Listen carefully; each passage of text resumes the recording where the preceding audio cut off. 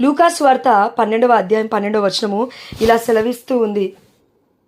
ఆ గడియలో ఏమి చెప్పవలెనో పరిశుద్ధాత్మ మీకు నేర్పును అని. ప్రతి పునీతురాలి పండుగ మనందరినీ ప్రశ్నిస్తూ ఉంది. ఈ ప్రపంచాన్ని కూడా ప్రశ్నిస్తూ ఉంది, ఏ విశ్వాసంలో ఉన్నాము అని. మనకే కాదు, ఎంతోమంది మన ప్రొటెస్టెంట్స్ సహోదరి మనలకే కానివ్వండి, కథోలిక శ్రీ సభలోనే ఉన్నట్లే ఉంటారు, కానీ వేరే వర్గాల వైపు అద్భుతాల కోసం పరిగెడుతున్న వారికే కానివ్వండి, కథోలిక శ్రీ సభలో ఉన్నప్పటికీ యేసయ్య దివ్య సప్రసాదనాథుని నిజముగా స్వీకరిస్తున్నప్పటికీ కూడా ఆధ్యాత్మికమైన అశాశ్వతమైన భోజనం కొరకు కాక, అశాశ్వతమైన భోజనం కొరకు, యొక్క పొట్టకూటి కొరకు, ఆ పొట్టని నింపుకోవడానికి వేరే వర్గాల కోసం ఫ్లెక్సీలు చూసి పరిగెడుతున్న బిడ్డలందరికీ కూడా ఆ దేవత చెప్తున్న వాక్యం ఏంటంటే, ఎందుకు పునీతుల యొక్క మధ్యస్థ ప్రార్థనలను నమ్మాలి? అసలు పునీతులు అంటే ఎవరు? పునీతుల యొక్క చరిత్రను మనం ఎందుకు తెలుసుకోవాలి అనే ప్రశ్న మనలో చాలా మందికి ఉండొచ్చు. కాబట్టి హెబ్రీలకు రాసిన లేఖ 13వ అధ్యాయం 7వ వచనం ఇలా సెలవిస్తూ ఉంది. హెబ్రీలకు రాసిన లేఖ 13వ అధ్యాయం 7వ వచనం. ఇక్కడ 13వ అధ్యాయం మనం తెరవగానే ఒక హెడ్డింగ్ ఉందండి. అక్కడ దేవుణ్ణి సంతోషపెట్టు విధానము. దేవుణ్ణి సంతోషపెట్టు విధానం. దేవుణ్ణి ఎలా సంతోషపెట్టాలి మనం ఆలోచిస్తే, ఆ వాక్యాలన్నీ అక్కడ చదివి అయిపోయిన తర్వాత, ధనాపేక్ష నుండి మనం మరలాలి. 5వ వచనం చదువుతాను. ధనాపేక్ష నుండి మీ జీవితములను దూరముగా ఉంచుకొనుడు, ఉన్నదానితో తృప్తి చెందుడు. ఏలైనా నేను మిమ్ము ఎప్పుడూ విడువను, ఏనాటికి ఎడబాయను అని దేవుడు చెప్పెను. చూడండి, మొట్టమొదటి అంశము పరిశుద్ధాత్మదేవుడు పునీతుడి గురించి మాట్లాడమంటే ధనం గురించి మాట్లాడుతున్నాడు. ఎందుకు? ధనాపేక్ష నుండి మీ జీవితమును దూరముగా ఉంచుకొనుడు. ఎవరైతే దరిద్రుడుంటాడో తప్పక పునీతుడవుతాడు. నిజం ఇది. దరిద్రమైన జీవితాన్ని జీవించిన వాళ్ళు మన పునీతులే. కన్నతల్లి అయిన కథోలిక శ్రీ సభలో ధనం ఉంటే మొత్తము అమ్మేసి ఎంతోమంది అనాథలకి పంచి ఇచ్చి, ధనవంతులు సైతం దారిద్రుడిగా జీవించిన వాళ్ళు ఎవరైనా ఉన్నారు ప్రపంచంలో అంటే కన్నతల్లి అయిన కథోలిక శ్రీ సభలో మాత్రమే. నీవు ధనమునైనా నమ్ముకున్నావేమో, లేదంటే దారిద్ర్యంలో వెళ్తావు, కానీ దేవుని నమ్ముకున్నవాడు ఎప్పటికీ ధన్యుడిగా ఉంటాడు. మరియ తల్లి పశువుల పాకలో జన్మనిచ్చింది యేసయ్యకి. దారిద్ర్యము కంటే ఘోరమైన స్థితి పశువుల దగ్గర, ఘోరమైన వాసన దగ్గర అమ్మ మరియ తల్లి, నీతిమంతుడైన జోజప్ప గారు అక్కడ ఉన్నారు. అమ్మ మరియ తల్లి జన్మనిస్తూ ఉంది యేసయ్యకి. ఈ ముల్లోకాలకి అధిపతి అయిన మన తండ్రి దేవుడికి, యేసు ప్రభువారికి జన్మనిచ్చింది ఒక దారిద్ర్యమైన తల్లిగా. కానీ ఆ తల్లిలో ఈ ప్రపంచాన్ని ఏలుతున్న మన యావే ప్రభు ఎవరిని చూశాడంటే, నా బిడ్డ అన్నాడు. దరిద్రురాలు అనలేదు, తరతరముల వారు ధన్యురాలని పిలుస్తాడన్నాడు. అదేవిధంగా అనేక మంది పునీతులు కూడా ధనాన్ని నమ్ముకోలేదు, దేవుణ్ణి నమ్ముకున్నారు. ధనాన్ని అమ్ముకున్నారేమో కానీ దేవుణ్ణి అమ్ముకోలేదు. స్టేజీల మీద నిలబడడానికి దేవుణ్ణి అమ్ముకోలేదు. కుటుంబాలు తరతరాలు వారి ఫుడ్ తినడానికి, ఆధ్యాత్మికమైన ఫుడ్ కాదది, శారీరకంగా వారి కడుపును నింపుకోవడానికి దేవుణ్ణి అమ్ముకున్నారు. కానీ దేవుని అమ్ముకున్నారు కానీ వాళ్ళని వారిగా త్యజించుకొని దేవుని అనుసరించలేకపోయారు. మొన్నటి రోజున వాక్యం చూసాము, ప్రణీత లెక్క చెప్పినప్పుడు, ఎవరైతే తాను త్యజించుకొని దేవుని అనుసరిస్తాడో వాడు ధన్యుడండి. త్యజించుకొని అంటే ఏంటి? అన్ని వ్యామోహాలు పక్కకు పెట్టాలి, అన్ని వ్యామోహాలు. కాబట్టి ఈరోజు దేవుడు ఏం చెప్తున్నా అంటే, మనకి గాస్పల్స్లో సువార్తలో కూడా ఉంది, ధనముని దేవుణ్ణి కొలవలేవు. దేవుడు ఏదైనా వాక్యం చెప్పాడంటే అది నిజం బిడ్డ. నువ్వు ధనము ఒకవైపు పెట్టుకొని దేవుని ఒకవైపు పెట్టుకొని ధనము కావాలి దేవుడు కావాలి అన్నావంటే అవసరతలు ఓకే, దేవుడికి తెలుసు.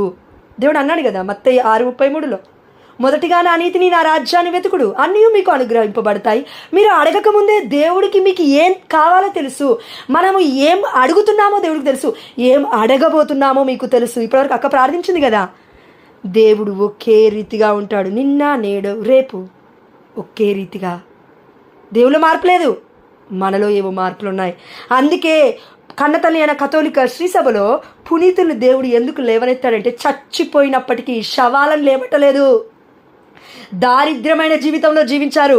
ధనాన్ని మొత్తం పక్కకు పెట్టి దేవుడే నాకు సమస్తం అని బిడ్డలు జీవించారు. కాబట్టి ప్రొటెస్టెంట్స్ వర్గాలలో ఈ యొక్క డినామినేషన్స్లో నువ్వెవరిని చూడవు. ఎక్కడా కూడా చరిత్రలో నువ్వు వెతికితే 2000 సంవత్సరాల నుంచి యేసయ్య చనిపోయినప్పటి నుంచి కూడా ఇప్పటికీ కూడా ఏ ప్రొటెస్టెంట్ సహోదరి మనుల్ని కన్నతల్లి కథోలిక శ్రీసభ ఫ్రమ్ పోప్ రోమ్ దగ్గర నుంచి ప్రపంచానికి ప్రకటించిన పేరు ప్రొటెస్టెంట్ సంఘాలలో ఒక్కరిది కూడా లేదు. కానీ కన్నతల్లి కథోలిక శ్రీసభలో 10,000 మంది కంటే ఎక్కువగా ఉన్నారు. ఎందుకు? ఏం జరుగుతుంది? నీవు మరణించినను జీవవంతుడివి. ఈ నిరీక్షణ నిన్ను నన్ను బ్రతికించగలుగుతుంది. ఈ నిరీక్షణ నిన్ను నన్ను కథోలిక శ్రీసభలో ఉండేలాగా చేస్తుంది. ఈ నిరీక్షణ ఆ దేవాతి దేవుడు ఒకటి అన్నాడు, ఒక మాట ఏమన్నాడంటే, ఎవరైతే నా శరీరమును భుజించి నా యొక్క రక్తమును పానము చేస్తాడో వాడు అంత్య దినమనందు లేపబడతాడు. అంత్య దినమనందు లేపబడ్డాము కథోలిక శ్రీసభలో అందరూ కూడా. అందుకే పరలోక రాజ్యంలో ఉన్నారు కాబట్టి, పునీతులు ప్రార్థనలు చేస్తున్నారు కాబట్టి, వారి మధ్యస్థ ప్రార్థనలు మనం అడుగుతున్నాం కాబట్టి, ఇప్పటికీ కూడా చనిపోయి అద్భుతాల అంతోని వారు ఇన్ని రోజులైనా, ఇన్ని సంవత్సరాలైనా, ఇన్ని వందల ఏళ్ళైనా వారి నాలుక మధ్యస్థ ప్రార్థన మొరపెడుతుంది కాబట్టి అద్భుతాలే. ఈ రోజున వాక్యం చెప్తున్న నేను అనగా జోష్న అనగా నన్ను కూడా దేవుడు ఎన్నుకున్నది. దేవుడి దివ్యమైన సన్నిధికి వెళ్ళినప్పుడు పునీత అద్భుతాల అంతోని వారి మధ్యవర్తిత్వ ప్రార్థన ద్వారానే ఎన్నుకున్నాడు దేవుడు. ఎస్, నేను ఒక్కటే అడిగాను. అప్పుడు నాకేం చేయాలో తెలియదు. ఇందాక ప్రార్థించింది సొలొమోనుకి ఇచ్చిన జ్ఞానం ఇయ్యా అని. నేను దేవుని ఒకటే అడిగాను, అయ్యా నాకు తెలియదు ఏం జరగబోతుందో, ఇద్దరమే ఉన్నాం గ్రూప్లో, నువ్వేం చేస్తావు నీ చిత్తం, కానీ నాకు జ్ఞానం కావాలయ్యా. ఈ లోకంలో ఏది వద్దు కానీ నాకు జ్ఞానం కావాలి అని అడిగినప్పుడు అప్పటికి బైబిల్ చదవలేదండి నేను. పరిశుద్ధాత్మ ప్రేరణ అది. పరిశుద్ధాత్మ దేవుడికే సమస్త ఘనత మహిమ ప్రభావం చెడుగాక. అడిగినప్పుడు ఆ దేవాదేవుడు ఎవరిని చూపించాడంటే, అంతోని వారి మధ్యస్థ ప్రార్థన అడుగు అని మా అమ్మ అనారోగ్యంలో ఉన్నప్పుడు ప్రేరేపించాడు. మా అమ్మ అనారోగ్యంగా ఉండకపోతే ఆ రోజు దేవుడి యొక్క సన్నిధికి నేను వెళ్ళేదాన్ని కాదు. ఇప్పుడు అక్క ప్రార్థించింది కదా, మాకు అనారోగ్య సమస్యలు, అప్పుల బాధలు ఇవన్నీ మా మంచి కొరకే అయ్యా, లేకపోతే నిన్ను తెలుసుకునే వాళ్ళం కాదు. చూడండి, ఇవన్నీ మన మంచి కొరకే.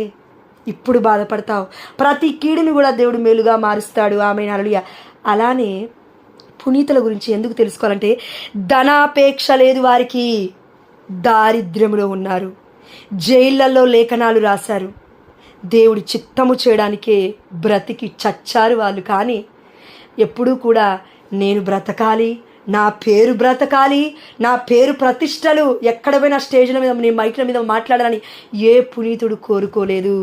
అలా ఒక పునీతుడైన మన పునీత అంతోని వారే, పాదువాపురి అంతోని వారే బాసాలు తోముతుంటే కిచెన్లో ఒక గురువు, ఒక పెద్ద బిషప్ ఆ యొక్క సభలో రాకపోయేసరికి బాసాలు తోముతున్నాడు కదా అన్నారండి, పిచ్చోని పిలవండి అన్నారు. అక్కడ ఆ పిచ్చోని పిలవండి, దేవుడి పిచ్చోని పిలవండి మాట్లాడతానని ఎవరన్నారు ఆ మాట?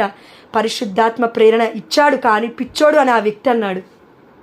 ఆయన మాట్లాడేసరికి ఆనాడు 3,000 నుండి 5,000 మందికి మారు మనస్సు పొందారు అని మనకి పేతురు బోధన తెలుసు. కానీ ఇప్పుడు అంతోని వారి బోధన మనం చూస్తున్నాం. ప్రతి మంగళవారం ఎవ్వరు ఆపినా ఆగదు ఆయన యొక్క కీర్తి. ఎందుకంటే దేవుడు వాగ్దానం ఇచ్చాడు కదా, ప్రియమైన బిడ్డ, మనం బ్రతికేటప్పుడు నీవు ఈ లోకాన్ని త్యజించి నన్ను ఫాలో అయితే ఏమొస్తుంది అని ఆనాడు పేతురు గారు అడగలేదా? అయ్యా నేను మాకున్నవి మొత్తం విడిచిపెట్టాను, పేతురు గారు ఎస్పెషల్, నా భార్యని విడిచిపెట్టాను, నాకు సమస్తం ఉన్నాయ్యా విడిచిపెట్టాను, నిన్ను ఫాలో అవుతున్నాను, నాకేమిస్తావు? పరలోక రాజ్యంలో నీకు నీతి కిరీటము వెయిట్ చేస్తుంది.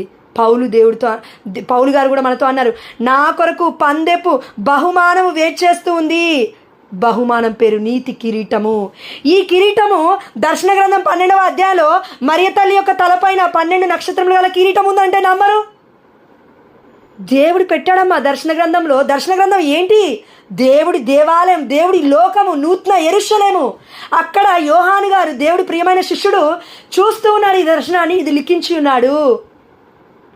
ఇలా జీవిస్తే మన జీవితాలు ఎలా ఉంటాయి మరి? ధనాపేక్ష కాకుండా దేవుడే నాకు సర్వస్వాన్ని పట్టుకుంటే ఎలా ఉంటాయో ఈరోజు ఆ దేవాదేవుడు చెప్తున్నాడు, నేను మిమ్ము ఎప్పుడూ విడువను. ఈ ప్రపంచం మొత్తం విడిచిపెడుతుందండి. సర్టెన్ టైం వస్తుంది. ఆ పునీతుల ఘోరమైన, పునీతులు కాకముందు వారి యొక్క పరిస్థితి చెప్పాలా? వారి యొక్క పరిస్థితి ఏంటో తెలుసా మనకి? కుటుంబం వద్దంటది, లోకం వద్దంటది, ఈ లోకం మొత్తం వేరు చేస్తుంది. ఆ బిడ్డలు అప్పుడు ఏమనుకుంటారంటే, వామ్మో దేవుని అనుసరిస్తే ఇంత ఘోరంగా ఉందేంటి, చచ్చిపోతే అయిపోయేది కదా అనే సమయంలో అక్కడి నుంచి కూడా ఆ యొక్క శ్రమల గుండా కూడా దేవుడు ఒక్కొక్కసారి అలో చేస్తాడు ఆ బిడ్డల్ని. అలో చేసినప్పుడు నాకు దేవుడు తప్ప ఇహమందు పరమందు ఎవరూ లేరు అని ఏ బిడ్డ అయితే పట్టుకొని నిలబడతాడో అనేక మంది కథోలికేతరులు డినామినేషన్స్ వస్తాయి, అనేక మంది ప్రొటెస్టెంట్ సంఘాలు లేస్తాయి, అనేక మంది అన్యులు లేస్తారు, వేరే ముస్లిమ్స్ లేస్తారు, వేరే వర్గాలు లేస్తాయి, అన్నీ లేస్తాయి, మతాలు అనబడుతున్నవి మాత్రం. కానీ నేను మతము కాదు, నేను ప్రేమ అని ఈ లోకానికి ప్రకటించిన, మార్గము అని ప్రకటించిన మన యేసయ్య ఉన్నాడు కాబట్టి, క్రైస్తవులు అని ఆంతియోకియాలో మొట్టమొదటిగా పిలిచారు కాబట్టి, ఇప్పుడు మన అందరం క్రైస్తవులం కాబట్టి, మనల్ని ఆ దేవదేవుడు ఎన్నుకున్నాడు కాబట్టి విడిచిపెట్టడు. అందరూ విడిచిపెడతారు. పునీతులు ఎందుకయ్యారంటే ప్రజల్ని పట్టుకొని అతుక్కున్నప్పుడు కాదండి, ప్రేమని పంచారు, ద్వేషాన్ని రుచి చూశారు, సమస్తాన్ని ఇచ్చారు, సమస్తము కోల్పోయేలాగా మాటలు అంటారు, నిందలు అవమానాలు పంచగాయాలు పొందుకున్న పునీత పాడ్రే పియో గారిని కూడా అనరాని మాటలు ఈ లోకం అన్నది. ఎవరో బయటలు కూడా కాదండి, మన కథోలిక శ్రీసభలో ఉన్నవాళ్ళు కూడా అన్నారు, ఇది నాటకమేమో, ఇది బూటకమేమో, పంచగాయాలు నిజంగా పొందుకోలేదేమో అని 6 నెలలు దర్యాప్తులు చేశారు. 6 నెలలు ఆ యొక్క వైద్యులు వచ్చి మొత్తం పరీక్షలు చేశారు పంచగాయాలను పొందుకున్న పునీత పాడ్రే పియో గారి మీద. బ్లడ్ శాంపిల్స్ తీసుకొని, ఇది సాధారణంగా కనబడట్లేదండి, అవును ఇది అర్థం కావట్లేదు, దేనికి సంబంధించిన రక్తమో అర్థం కావట్లేదు అంటే, పునీత పాడ్రే పియో గారు పంచగాయాలు పొందుకున్న 50 ఏండ్లు గురుతత్వంలో ఉన్నారు. 50 ఏండ్లు. ఒక్క మాట, ఇందాకలో ఒక బిడ్డ ఎవరో బాధపడుతుంటే ఆ దేవాదేవుడు అన్నాడు కదా, ఆ బిడ్డకి స్వస్థత వచ్చిందని చెప్పమ్మా అన్నాడు.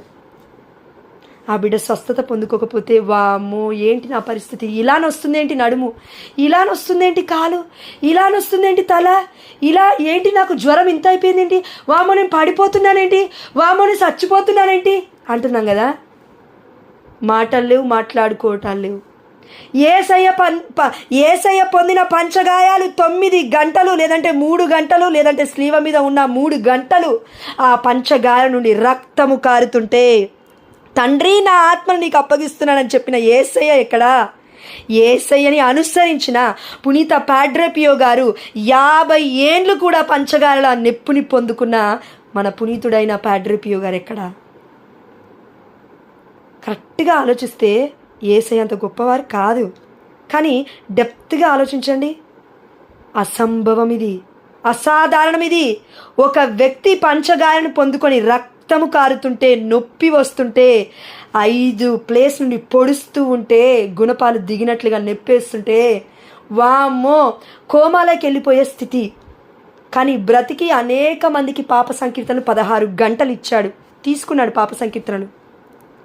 మళ్ళా ఆ పాప సంకీర్తన దగ్గరికి వచ్చినప్పుడు పునీత పాడ్రే పియో గారు ఏమన్నారు తెలుసా? వస్త్రధారణ కరెక్ట్గా లేని స్త్రీని అలో చేసేవాళ్ళు కాదు. వస్త్రధారణే నీకు కరెక్ట్గా లేదు, మేకప్లు ఇవన్నీ పెట్టుకొని వస్తున్నావు, క్రీస్తు నీలో ఉన్నాడా అని బాధ పెట్టినప్పటికీ మారు మనస్సు పొందేలాగా చేశారంట పునీత పాడ్రే పియో గారు. మేకప్ బాక్సులు, షార్ట్స్, మోకాల మీదకి బట్టలు, శారీలు సగం సగము ఇవన్నీ కట్టుకొని వస్తున్న స్త్రీలను చూసి పునీత పాడ్రే పియో గారు ఇలానే అన్నారంట, మేకప్లు వేసుకునే స్త్రీలల్లారా, వస్త్రధారణ మంచిగా లేని స్త్రీలల్లారా, కొంచెం కోప్పడి ఇలా అంటూ ఉంటే, క్రీస్తుని ధరించలేని వారలారా మీరు ఏం జీవితం జీవిస్తున్నారు? ఇటువంటి లోక వాంఛల పైన ఆలోచన పైన కలిగి ఉన్న స్త్రీలారా, ఆత్మ అందం అనే ఆవరాన్ని మీరు కోల్పోతున్నారు, ఎప్పుడు మీరు నేర్చుకుంటారు అని స్త్రీలను చూసి వాపోయారంట మన పునీత పాడ్రే పియో గారు. పాప సంకీర్తనకు వస్తున్నప్పుడు భయపడి వెనక్కి వెళ్ళిపోయిన వాళ్ళు ఉన్నారు. స్త్రీలే కాదండి, పురుషులు అనేక మంది పాప సంకీర్తనకు వస్తున్నారు. 16 గంటలు నిద్ర లేకపోయినప్పటికీ పునీత పాడ్రే పియో గారు పాప సంకీర్తన తీసుకుంటుంటే, ఆ యొక్క పురుషులు వస్తున్నప్పుడు పురుషులతో యేసయ్య మన పునీత పాడ్రే పియో గారు అన్నారంట, మీరు ఒట్టి చేతులతో రావద్దు పురుషుల్లారా, మీ హృదయం నిండా దేవుడు ఉండాలి. స్త్రీలకి వస్త్రధారణ గురించి చెప్పారు, పురుషులకి నీ హృదయం నిండా దేవుడు ఉన్నారు. ఎందుకంటే యజమానుడు అంటుంది స్త్రీ, నీ భార్య నిన్ను కుటుంబానికి యజమానుడు అంటుంది, నీ పిల్లలు నిన్ను నా తండ్రి అని సంబోధిస్తున్నారు. మనం అందరం పరలోకమందున మన తండ్రి అని దేవుని సంబోధిస్తున్నావు.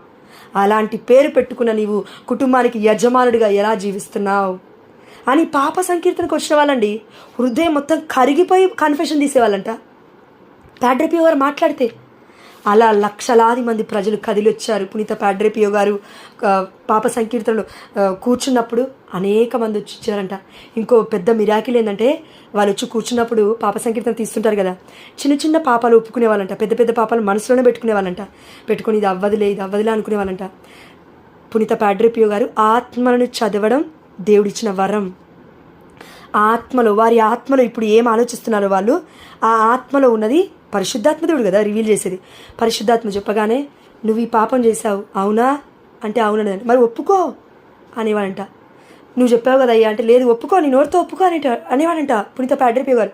అంటే ఇలా ఆత్మల్ని చదివారు పునీత ప్యాడ్రే పియో గారు. అంటే అద్భుతాల గురించి, వరాల గురించి, ఓ హీలింగ్స్ జరుగుతున్నాయి, ఓ అద్భుతాలు, ఇది కాదు అద్భుతం. ఆత్మలు రక్షింపబడటం అద్భుతం. దేవుడి చిత్తము చొప్పున ఈ లోకంలో ఏ ఒక్క పాపి యొక్క హృదయమన్నా మారితే పరలోక రాజ్యములో పునీతులతో సహా దేవదూతలతో సహా దేవుడి సన్నిధిలో మొత్తము కూడా పండుగ జరుగుతుందంట. ఆ పండుగ ముఖ్యం దేవుడికి. ఇక్కడ ఉన్న అద్భుతాలు అశాశ్వతం, రోగం పోతే మళ్ళొస్తుంది. కానీ ఆత్మలో ఉన్న రోగం పాపం, ఆ పాపం పోవడానికి ఆ దేవాదేవుడు పునీత ప్యాడ్రే పియో గారిని లేబనెత్తాడు ఆ సమయంలో. అందుకే ఒక సాధారణమైన వ్యక్తి, ఒక సాధారణమైన గురువు, అభిషక్తుడు, దేవుడి బిడ్డగా ఉండాల్సిన వ్యక్తి నామకేవాస్ బ్రతకొచ్చు కదా, నాకేంటిలే అని బ్రతకొచ్చు కదా. అలా బ్రతకలేదు. చిన్నప్పటి నుంచి అండి ఆ జీవితం. ఇప్పుడు నేను చెప్తే దాదాపు గంట సమయం అయిపోతుంది. దేవుడు మళ్ళీ ఒక సమయం ఇస్తే తప్పకుండా ఈ వీక్లో మనం ధ్యానించుకుందాం. అక్కడి వరకు నేను వెళ్ళట్లేను. పుట్టుబోత్రాలు మొత్తం వెళ్తే ఇప్పుడు సరిపోదు కాబట్టి ఓవరాల్గా. కాబట్టి పునీత ప్యాడ్రే పియో గారిని చూసి మనం నేర్చుకోవాల్సింది ఏంటంటే బాధ భరించడం. మరియ తల్లికి ఒక టైటిల్ ఆ దేవాదేవుడు ఇచ్చాడు. ఏంటి అంటే దేవుడి తల్లి. అవునా, దేవుడి తల్లి. ఆ టైటిల్ దగ్గరే మనం ఆగిపోకూడదు. మనకి లూకా 2:19, 2:51 మరియ తల్లి తన మనసులో అన్ని మరణ చేసుకొనిచ్చింది. ఏం మరణ చేసుకుంటుంది? గాయాలను మరణ చేసుకుంటుంది. తన యొక్క హృదయంలో ఉన్న బాధని దిగమింగుకుంటుంది. ఎంత కష్టంగా ఉంటుందో తెలుసా? పక్కింటాము వచ్చి నీ గురించి నా గురించి పక్కామకు చెప్పి ఇంకో మాట వచ్చి యాడ్ చేసి చెప్తే ఇంకో మూడో ఆమె దగ్గరికి వెళ్ళి మనం మాట్లాడకుండా ఉండి మన నోరు అదుపులో పెట్టుకోవడానికి మనకి కడుపులో ఉన్న పేగులు మొత్తం బయటకు వచ్చినట్టు అనిపిస్తుంది. వామ్మో, నా కడుపు ఉబ్బిపోతుందండి, నేను చెప్పలేక ఉండనేనండి. ఇందుకు కాదు దేవుడు చచ్చిపోయింది, ఇందుకు కాదు మరియ తల్లి మరణ వేదన పడింది స్లీవ దగ్గర. పునీత ప్యాడ్రే పియో లాంటి పునీతులు ఎంతోమంది ఎందుకు చచ్చిపోయారు? పంచగాలను పొందుకొని ఆ దేవుడి చిత్తం చేయడానికి హతసాక్షులుగా ఎందుకు చచ్చిపోయారంటే మనలో ఉన్న పాపాన్ని వాళ్ళు మోస్తున్నారు. ఎందుకు? పునీత పౌలు గారు అన్నారు కొత్త నిబంధనలో, యేసయ్య మరణంలో, యేసయ్య స్లీవలో ఏదో కొంత గొప్ప ఏంటండి అది తక్కువగా లేదంటే కొదువగా ఉన్నదాన్ని నేను భరిస్తున్నాను అన్నాడు. ఎంత గట్స్ ఉండాలి, ఎంత ధైర్యం ఉండాలి. దేవుడు మన పాపాన్ని మోయలేడా? మోస్తాడు. మరి నువ్వెవరయ్యా పౌలు గారా ఈ మాట అనడానికి అని అడిగితే పౌలు గారు చెప్తున్న మాట ఏంటి? పరిశుద్ధమైన గ్రంథంలో దేవుడి బిడ్డలు, దేవుడి శరీరంలోని భాగస్తులు. జ్ఞానస్నానం ద్వారా నువ్వు నేను కూడా యేసయ్య శరీరంలోని భాగస్తులుగా మారిపోతున్నావు. మరి ఒక్క శరీర భాగం బాధపడితే మనకి ఒళ్ళంతా బాధే కదా. సురుక్కుమని గుండు పిండి పెట్టుకొని అరచేతిలో పొడుచుకున్నావు, అరకాలి వరకు సురుక్కుమంటుంది నీకు నాకు. ఎందుకు? There is a connection. దేవుడి శరీర భాగస్తులుగా జ్ఞానస్నానం చిన్నప్పుడే పొందుకున్న మనము పాపాలు చేస్తుంటే యేసయ్య శరీరంలో కుళ్ళబొడిచినట్టుగా, సూదులు దించినట్టుగా, ఖడ్గాలతో యేసయ్యని ఖండించినట్లుగా మొత్తము కూడా గాయాలే. అందుకే పునీత ప్యాడ్రే పియో గారికి పంచగాయాలయ్యాయి. దేవుడికి ఒళ్ళంతా గాయమే. ఇది యేసయ్య చెప్పాల్సింది అనుకున్నది పరిశుద్ధాత్మ దేవుడు. పునీత ప్యాడ్రే పియో గారు అంత శక్తిని ఎలా భరించాడు? ఆ యొక్క పంచగాయాలని, అంత బాధని ఎలా దిగు ముందుకు అనొద్దండి మీరు. నేను అంతకన్నా గొప్పగా చేస్తున్నానండి అనొద్దు. నేను ఒక్కటే ఎగ్జాంపుల్ చెప్తాను. మోకాలలో ఒక్కసారి నాకు పుండు మొదలైన తర్వాత చుక్క చూసాను నేను. ఇలా మీలో ఎన్నో అనారోగ్య సమస్యలు వచ్చే ఉంటాయి కదా. పస్సు వస్తుంది, రక్తము గడ్డగడుతుంది, ఆ చెక్కు తీస్తే రక్తం బయటకు వస్తుంది మోకాల నుండి. ఇప్పుడు ఈ సమయంలో నువ్వు దేవుని నమ్మమంటే నమ్ముతావా? తప్పకుండా వైద్యుడి వైపే చూస్తావు. కానీ ఆ సమయంలో పరిశుద్ధాత్మ దేవుడు ఏం చెప్పాడంటే దేవుని చూడు అన్నాడు. ఇంత మోకాల నొప్పి తట్టుకోలేకపోతుంటేనే వైద్యుడి దగ్గరికి పరిగెట్టాలని చూసాము. నువ్వు నేనెక్కడా? పునీతులు పంచగాయాలు పొందుకున్న వాళ్ళు ఇది దేవుడి చిత్తమని భరిస్తున్న పునీతులు ఎక్కడా? ఈ లోకం కోసం ధనాన్ని కూడా, దేవుడి కోసం ధనాన్ని కూడా విడిచిపెట్టుకోకుండా దారిద్ర్యంలో నేను బ్రతకలేను అని చెప్తున్నా నువ్వు నేనెక్కడా? దేవుడి కోసమే నేను సమస్తం నేను ఇచ్చేస్తానని ధనాన్ని మొత్తం అమ్ముకొని ఆ ధనికుల కుటుంబాలలో జీవించిన, ఇప్పుడు దారిద్ర్యంగా జీవించి పునీతులైన మన పునీతులు ఎక్కడా? వారి జీవితాల గురించి మాట్లాడుకోవాలంటే అసలు మనకి అర్హత లేదండి, అర్హత లేదు. చిన్న గాయం కాగానే వామ్మో అని ఉరుకుతాం వైద్యుల దగ్గరికి. చిన్న బ్రెయిన్లో నిద్ర లేక ఆ యొక్క బ్రెయిన్ ట్యూమరో లేదంటే ఇంకా మైగ్రేనో ఇంకా అలాంటి బిడ్డలు ఎంత భరిస్తున్నారనుకున్నారు. ఒకవేళ వాళ్ళు మనస్ఫూర్తిగా అయ్యా ఇది నీ చిత్తమైతే నేను భరిస్తాను, ఇలాంటి భరింపు నాకు దయచేయి, అయితే నాతో పాటు ఇంకో 10,000 మందికి స్వస్థతని ఇయ్యా అని అడిగే బిడ్డల కోసం దేవుడు వెతుకుతున్నాడు. He searching. దేవుడు మనతో అన్నాడు కదా, నీవు మొదటిగా నా నీతిని నా రాజ్యాన్ని వెతుకన్నాడు దేవుడు నీతిని దేవుడు రాజ్యాన్ని వెతికితే పరలోకమందున్న మన తండ్రి పరమరహస్యాలు ఏంటి అంటే ఇదే అండి. నాలో నీవు భాగమైపోయావు బిడ్డ జ్ఞానస్నానం పొందుకున్నప్పుడు. అదే జ్ఞానస్నానం పొందుకున్న బిడ్డవు కాబట్టి నువ్వు బాధ పెడతా ఉంటే, పాపం చేస్తూ ఉంటే నా దేహమంతా బాధే, నా దేహమంతా కూడా కుచ్చినట్లుగా ఉంది ముళ్ళుతో. నా దేహమంతా కూడా అప్పుడెప్పుడో యూదులు, అప్పుడెప్పుడో రోమన్ సామ్రాజ్యం వాళ్ళు స్లీవ వేయడం కాదు, ఇప్పుడు ఈ ప్రపంచం నన్ను స్లీవ వేస్తూ ఉంది, ఇప్పుడు నన్ను పొడుస్తూ ఉంది. అయితే ఆ యొక్క బాధని భరించడానికి నా బిడ్డలు ఉన్నారు చూడు పునీతులు, వీళ్ళు కూడా అలాంటి బాధని కొంచెం భరించారు నాలో. ఎందుకంటే వారికి నేను ఒక మాట చెప్పాను, మీరు జ్ఞానస్నానం ద్వారా నాలో శరీరంలో భాగస్థులు అవుతున్నారు. అయితే నేను బాధపడ్డాను కాబట్టి నా బిడ్డలు కూడా బాధపడడానికి సిద్ధమైపోయారు. ఇది వాళ్ళకి వివరించబడింది. పరలోక రాజ్యము తెరవబడి దేవుడి యొక్క సన్నిధి అర్థమై పరమ దేవ రహస్యాలు పరిశుద్ధమైన జపమాలను పఠిస్తున్నప్పుడు మరియ తల్లి మధ్యస్థ ప్రార్థన ద్వారా ఈ జీవితాన్ని నేను జీవించాలి అని కోరుకొని ముచ్చట అనుకొని మరి వారు ముందుకొస్తేనే దేవుడు ఈ జీవితాన్ని ఇచ్చాడమ్మా. పునీత పాడ్రే పియో గారికి ముచ్చట పడ్డాడు బిడ్డ, అడిగాడు దేవుని, ఇయ్యయ్యా నాకు ఇయ్యి నేను పొందుకుంటాను, ఇయ్యయ్యా నీ బాధలో కొంచెం బాధ నాకు ఇయ్యయ్యా నేను భరిస్తాను అని. పునీత పాడ్రే పియో గారు కాదండి, అనేక మంది పునీతులు ఉన్నారు, కానీ బయటికి రావట్లేవు అవన్నీ. సంఘాలకు వెళ్తావు, వర్గాలకు వెళ్తావు, లేదంటే ఇంకెక్కడికైనా స్టేజ్లకు వెళ్తావు, వెళ్ళి ఏం నేర్చుకుంటున్నావు? వాక్యం కదా నేర్చుకోవాల్సింది. మరి వాక్యం ఏం చెప్తుంది? హెబ్రీలకు రాసిన లేఖ 13:7 హెబ్రీలకు రాసిన లేఖ 13వ అధ్యాయం 7వ వచనం వాక్యం ఏం చెప్తుంది వీళ్ళ గురించి? ఇప్పుడు చూడండి, దేవుని సందేశమును మీకు బోధించిన మీ మునిపటి నాయకులను తలచుకొనుడు, వారు ఎట్లు జీవించి మృతి చెందిరో విచారించి వారి విశ్వాసమును అనుసరింపుడు. ఏ వర్గంలో కూడా నీ కోసం నా కోసం యేసయ్య కోసం మరణించిన వారు లేరు, ఏ పాప భారాన్ని వాళ్ళు మోసిన వారు లేరు, ధన వ్యామోహాన్ని మోసిన వాళ్ళే కనబడుతున్నారు ఈ రోజులలో. ధనము నీ దగ్గర నుంచి నా దగ్గర నుంచి 10వ వంతు ఎలా లాక్కోవాలనే వారు దారిద్ర్యములో కాదు ధనములో తూలాడుతున్నారు. వాళ్ళు స్టేజ్ల మీద నిలబడుతున్నారు, వాళ్ళు స్టేజ్ కింద అడుక్కునేవాడు ఉంటాడు. తప్పక పరిశుద్ధమైన గ్రంథం చెప్పట్లేదా? కనాని స్త్రీ గురించి చెప్పట్లేదా? ధనికుడు అక్కడ పేదవాడైన లాజరస్ గురించి దేవుడు మాట్లాడట్లేదా? మాట్లాడుతున్నాడు. ధనికుడు సమస్త భోగాలను అనుభవిస్తున్నాడు, టేబుల్ దగ్గర కూర్చొని తింటున్నాడు. ఆ బిడ్డ పుండ్లతి గోక్కుంటూ కొంచెం అన్నం పెడితే బాగుండు, కొంచెం ఒక రొట్టిస్తే బాగుండు అని చూస్తున్నాడు. ఇదే సిచ్యువేషన్. ఇక్కడ ఉన్నవారు ఎప్పటికీ కూడా పరలోక రాజ్యానికి వెళ్ళరు, దారిద్ర్యంగా బ్రతికినారు, ఇలా బ్రతికింతే అని మూర్ఖులు అనుకుంటారంట.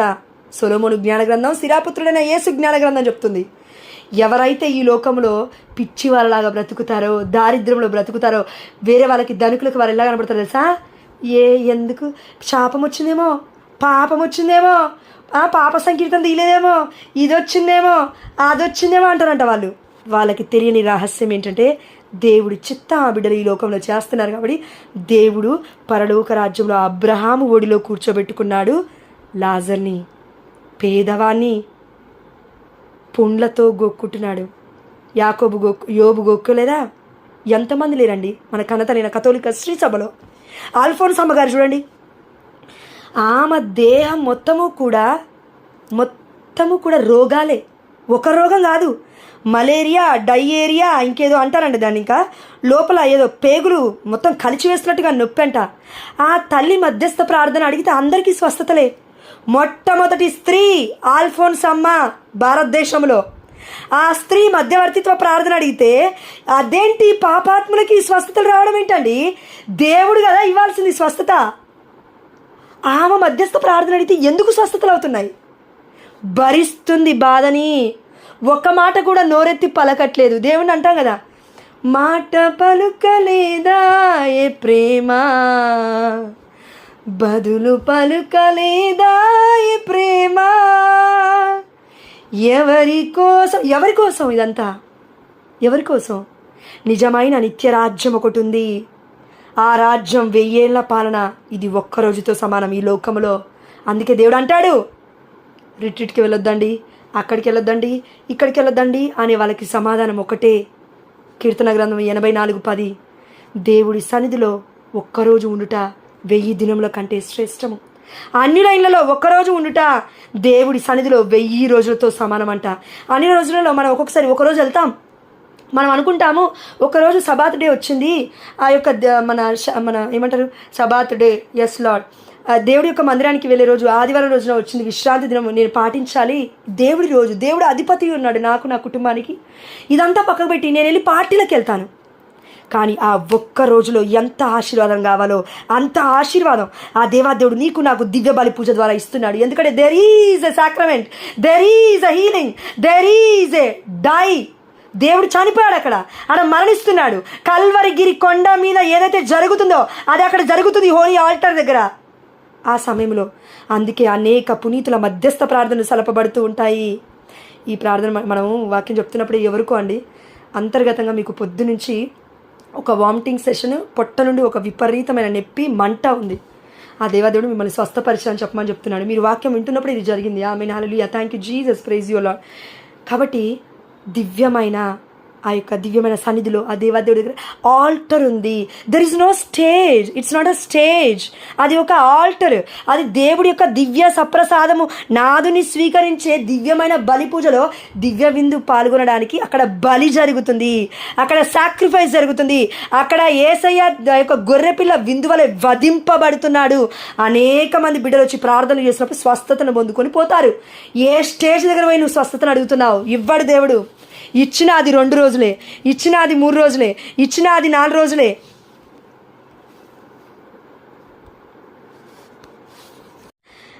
కాబట్టి స్టేజ్ల దగ్గరికి మనం వెళ్ళి వెతికేది అద్భుతాలే, లేదంటే ఆ రోజు పొట్ట కోసం కావాల్సిన ఆహారమే. కానీ ఆల్టర్, దేవుడి యొక్క దివ్యమైన గొర్రెపిల్ల విందుకి మనం వెళ్ళినప్పుడు అద్భుతాలు కాదమ్మా, అద్భుతమైన జీవితాన్ని మనం పొందుకుంటాం. అది శాశ్వతమైనది. ఎప్పటికైనా దేవుడిస్తే ఇస్తాడు, లేదంటే నువ్వు నేను అడిగితే తిరిగి తీసుకొని భరించే శక్తి మనకుంటే ఏదైనా దేవుడిస్తాడు, భరించాల్సింది. మనం అడగండి విల్లింగ్లీ, మనం మనస్ఫూర్తిగా, పంచగాయాలే కాదు, చచ్చిపోవడమే కాదు, మరణించడమే కాదు, దేవుడి మహిమార్థము ఏది అడిగినా దేవుడు చేస్తాడండి. కానీ అది ఆ ప్రార్థన దేవుడి మహిమార్థమే మనం చేస్తున్నామా? దేవుడికి మహిమ ఎక్కడైనా వస్తుందా? కొంచెమైనా ఆలోచించగలగాలి. ఇప్పటి నుంచి మన ప్రార్థనలో మనం ఈ యొక్క ఆత్మ పరిశీలన కలిగి జీవించాలని పునీత పాడ్రే పియో గారి యొక్క మధ్యవర్తిత్వ ప్రార్థన ద్వారా దేవుడు మనకి చెప్తున్నాడు. ఆత్మలను చదవటం పునీత పాడ్రే పియో గారికి ఆ దేవుడిచ్చిన వరం. ఒకే సమయంలో 2 చోట్ల కనబడి దివ్య బలి పూజను అర్పించడం ఇంకా గొప్ప వరం అండి. ఒక గురువు ఒకే ప్లేస్లో ఒకే టౌన్లో కానీ, ఒక దేశంలో కానీ, ఎక్కడైనా కానీ ఒకేసారి దివ్యమైన బలి పూజను అర్పించగలుగుతాడు. కానీ 2 దివ్య బలి పూజని 2 సమయాలలో అర్పించే శక్తిని పొందుకున్నాడంటే బలిపీఠం దగ్గర, ఆల్టర్ దగ్గర ఏదో తెలుసుకున్నాడు పునీత పాడ్రే పియో గారు. ఏంటది? తనకి 15 ఏళ్ల సంవత్సరము, 15 ఏండ్లు వయస్సు వచ్చినప్పుడు, 15 ఏండ్లు, 1-15 లేదంటే 1-17 అనుకుంటాను. ఆ సమయం వచ్చినప్పుడు 7 ఏండ్ల జీవితం మొత్తము దివ్య బలి పూజ మీద స్టడీ చేశాడంట. అసలు దివ్య బలి పూజ అంటే ఏంటి, అసలు ఇందులో ఏం జరుగుతుంది, నేనేం నేర్చుకోవాలి అని గురువు అవ్వకముందే ఈ యొక్క ప్రయాస, ఈ యొక్క ఆత్మదాహము ఆ దేవాతి దేవుడు మన పునీత పాడ్రే పియో గారిలో నింపాడు. అది తెలుసుకొని ఎక్కడి వరకు వెళ్ళాడంటే గురువు అయిన తర్వాత పంచగాయాలను పొందుకునేంత వరకు వెళ్ళాడు. మామూలు విషయం కాదు. కనతలి అయిన కథోలిక శ్రీ సభలో అనేక మంది పునీతులు పంచగాయాలు పొందుకున్నారు. ఇప్పటివరకు నాకు తెలిసి, నాకున్న దేవుడిచ్చిన చిన్ని జ్ఞానం చొప్పున చెప్తున్నా అండి, నాకు తెలిసి, ఇంకా తెలియని వాళ్ళు చాలామంది ఉన్నారు కాబట్టి ఇప్పటివరకు తెలిసిన వాళ్ళు చెప్తున్నాను. ఇంతమంది 10,000 మంది కంటే ఎక్కువగా పునీతులు ఉన్నారు కదా, ఇంతమందిలో 50 సంవత్సరాలు దేవుడి యొక్క పంచగాయాలు ఎవరి దేహంలో అయినా ఉన్నాయి అంటే పునీత పాడ్రే పియో గారిలోనే. 50 సంవత్సరాల గురుతత్వ జీవితంలో 50 సంవత్సరాలు దేవాతి దేవుడి యొక్క పంచగాయాలు ఈ బిడ్డలో ఉన్నాయి. అంటే ఏం జరిగిందంటారు? పరిశుద్ధత. దేవుడు అలా బిడ్డని పట్టేసుకున్నాడు. ఆయన కూడా ఒప్పుకున్నాడు. ఇదే నాకు ఆనందం అన్నాడు. కానీ ఒక కోరిక కోరాడంట మన పునీత పాడ్రే పియో గారు. అయా, నేను బలిపీఠం దగ్గరికి ఎక్కడికి వెళ్ళినా మరి నన్ను బయటికి రాణిస్తలేరు, మొత్తమే స్టాప్ చేసేసారు పునీత పాడ్రే పియో గారిని. అనేక మంది ప్రజలు కిక్కిరిసి వస్తుంటే వాళ్ళని కంట్రోల్ చేయలేక మన కనతలి అయిన కథోలిక శ్రీ సభ కొన్ని రోజులు సైలెంట్గా కూర్చో పునీత పాడ్రే పియో గారిని పక్క పెట్టేశారు. పాడ్రే పియో గారిని ఎందుకు? మన వాళ్ళు అద్భుతాలు చూస్తే వస్తారు కదా. దేవుడు అద్భుతం ఇచ్చాడు. ఏంటది? యేసయ్య పంచగాయాలు. దద్దరిల్లిపోయింది ప్రపంచం. గుడ్డి వాళ్ళు మొత్తం చూడగలిగారు. అంధత్వంలో బ్రతుకుతున్న ప్రతి బిడ్డకి ఆధ్యాత్మికమైన కనువిప్పు కలిగింది పంచగాల ద్వారా. ఎందుకు? వర్గాలలో వెళ్తున్న వారికి, ప్రొటెస్టెంట్ సంఘాలలో వెళ్తున్న వారికి, దేవుడే లేడు అనుకున్న వారికి, దివ్య మందసం ముందు ఏముందిలే అనుకున్న వారికి, దివ్య సప్రసాదంలో ఏముందిలే అనుకున్న వాళ్ళకి పునీతుడు పంచగాను పొందుకొని కనబడేసరికి వామ్మో, ఇక్కడ ఏదో అద్భుతమే జరుగుతుందని ప్రపంచమే విచ్చిరపోయేంతగా కదిలొచ్చారంట. ఆయన మొట్టమొదటి ప్రసంగం నాకు గుర్తులేదు కానివ్వండి, చివరి దివ్య బలి పూజలో 1,00,000 మందికి పైగా దివ్య బలి పూజకు వచ్చారు. ఏ పాస్టరమ్మ ఇప్పుడు స్టేడియంలలో పెడుతుంటే 1,00,000 మంది వచ్చారు నాకు చెప్పండి. 50,000 కంటే ఎక్కువ దాటరు. ఇక్కడున్నాయి, చరిత్రలో ఉన్నాయి ఆధారాలు, చరిత్రలో ఉన్నాయి. నువ్వు నేను బ్రతికితే ఇలా ఉంటుంది, మంచి జీవితం బ్రతికితే ఇలా చూపిస్తాడు దేవుడు.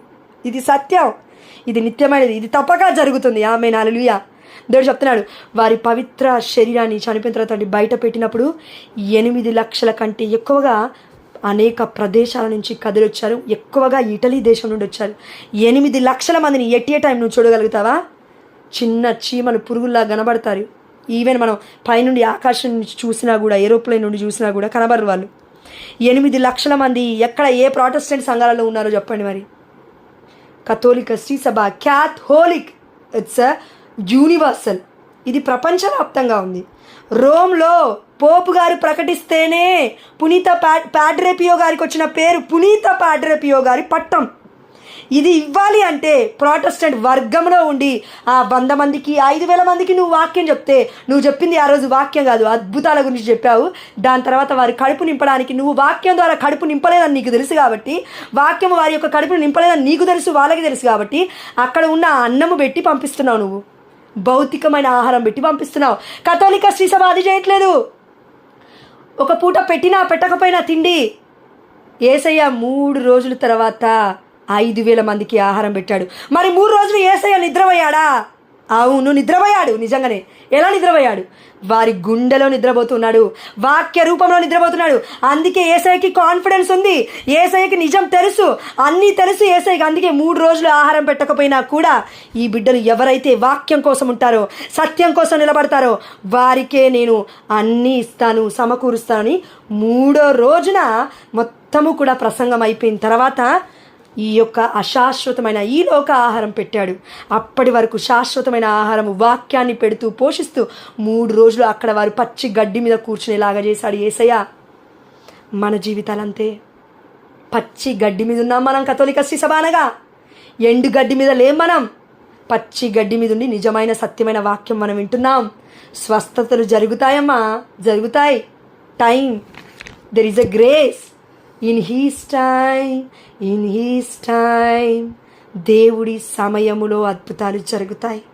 అది వాళ్ళు క్యాష్ చేసుకుంటే, అది వాళ్ళు మంచిగా పట్టుకొని అమ్మా నీకు ఇది అద్భుతం జరుగుతుందంటే వాళ్ళెవరండి?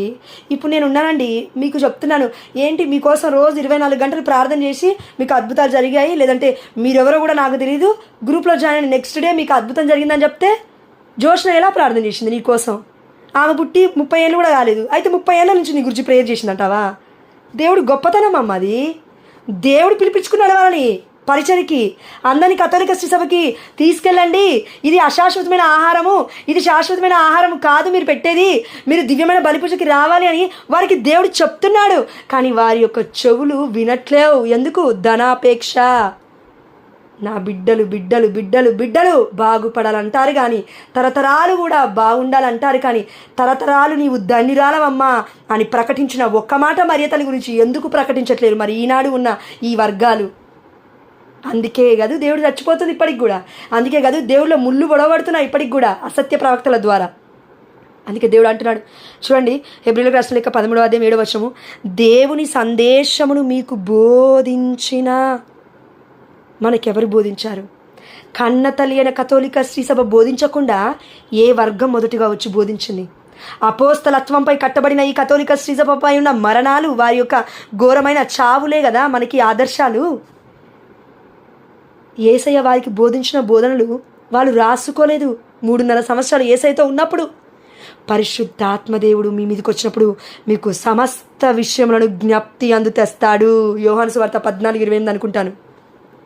పరిశుద్ధాత్మదేవుడు దిగొచ్చాడు అపోస్తల మీదకి. ఆగమన్నా ఆగలేదు, దేవుడు తిప్పుతున్నాడు. 3,000 మందికి ఎట్ ఏ టైం జ్ఞానస్నానం ఇచ్చారు పేతురు గారు. దాని తర్వాత 5,000 మంది మారారు. అందరు ఎక్కడికి వస్తున్నారంట? ఇదిగో అపోస్తల కార్యం 11:21 చెప్తుంది, అనేకులు వారు చేస్తున్న బోధనలను విశ్వసించి ప్రభువు వైపుకు తిరిగిరి. నీవు నేను దేన్ని విశ్వసిస్తున్నాము? ప్రభువు వైపు తిరుగుతున్నామా? పాస్టరయ్య వైపు తిరుగుతున్నామా? ప్రభువు వైపు తిరుగుతున్నామా? జోష్న వైపు ఇంకెవరి వైపు తిరుగుతున్నామా? వమ్మో వీళ్ళు అద్భుతాలు చెప్తున్నారు, వీళ్ళలో దేవుడు ఉన్నాడమ్మా. ప్రతి ఒక్కరిలో దేవుడు ఉన్నాడు. దేవుడు ఎక్కడ లేకుండా ఎక్కడ పోడు. దేవుడు ప్రతి మనిషిలో ఉన్నాడు. అది దేవుడికి ఇష్టము.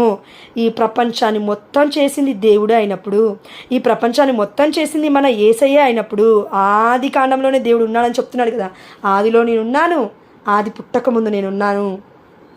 మరి యేసయ్య ఉండకపోతే ఎవరిలో ఉంటారు మనం? ప్రతి బిడ్డను కూడా దేవుడు పుట్టించాడా? పక్కింటి వాళ్ళు పుట్టించారా?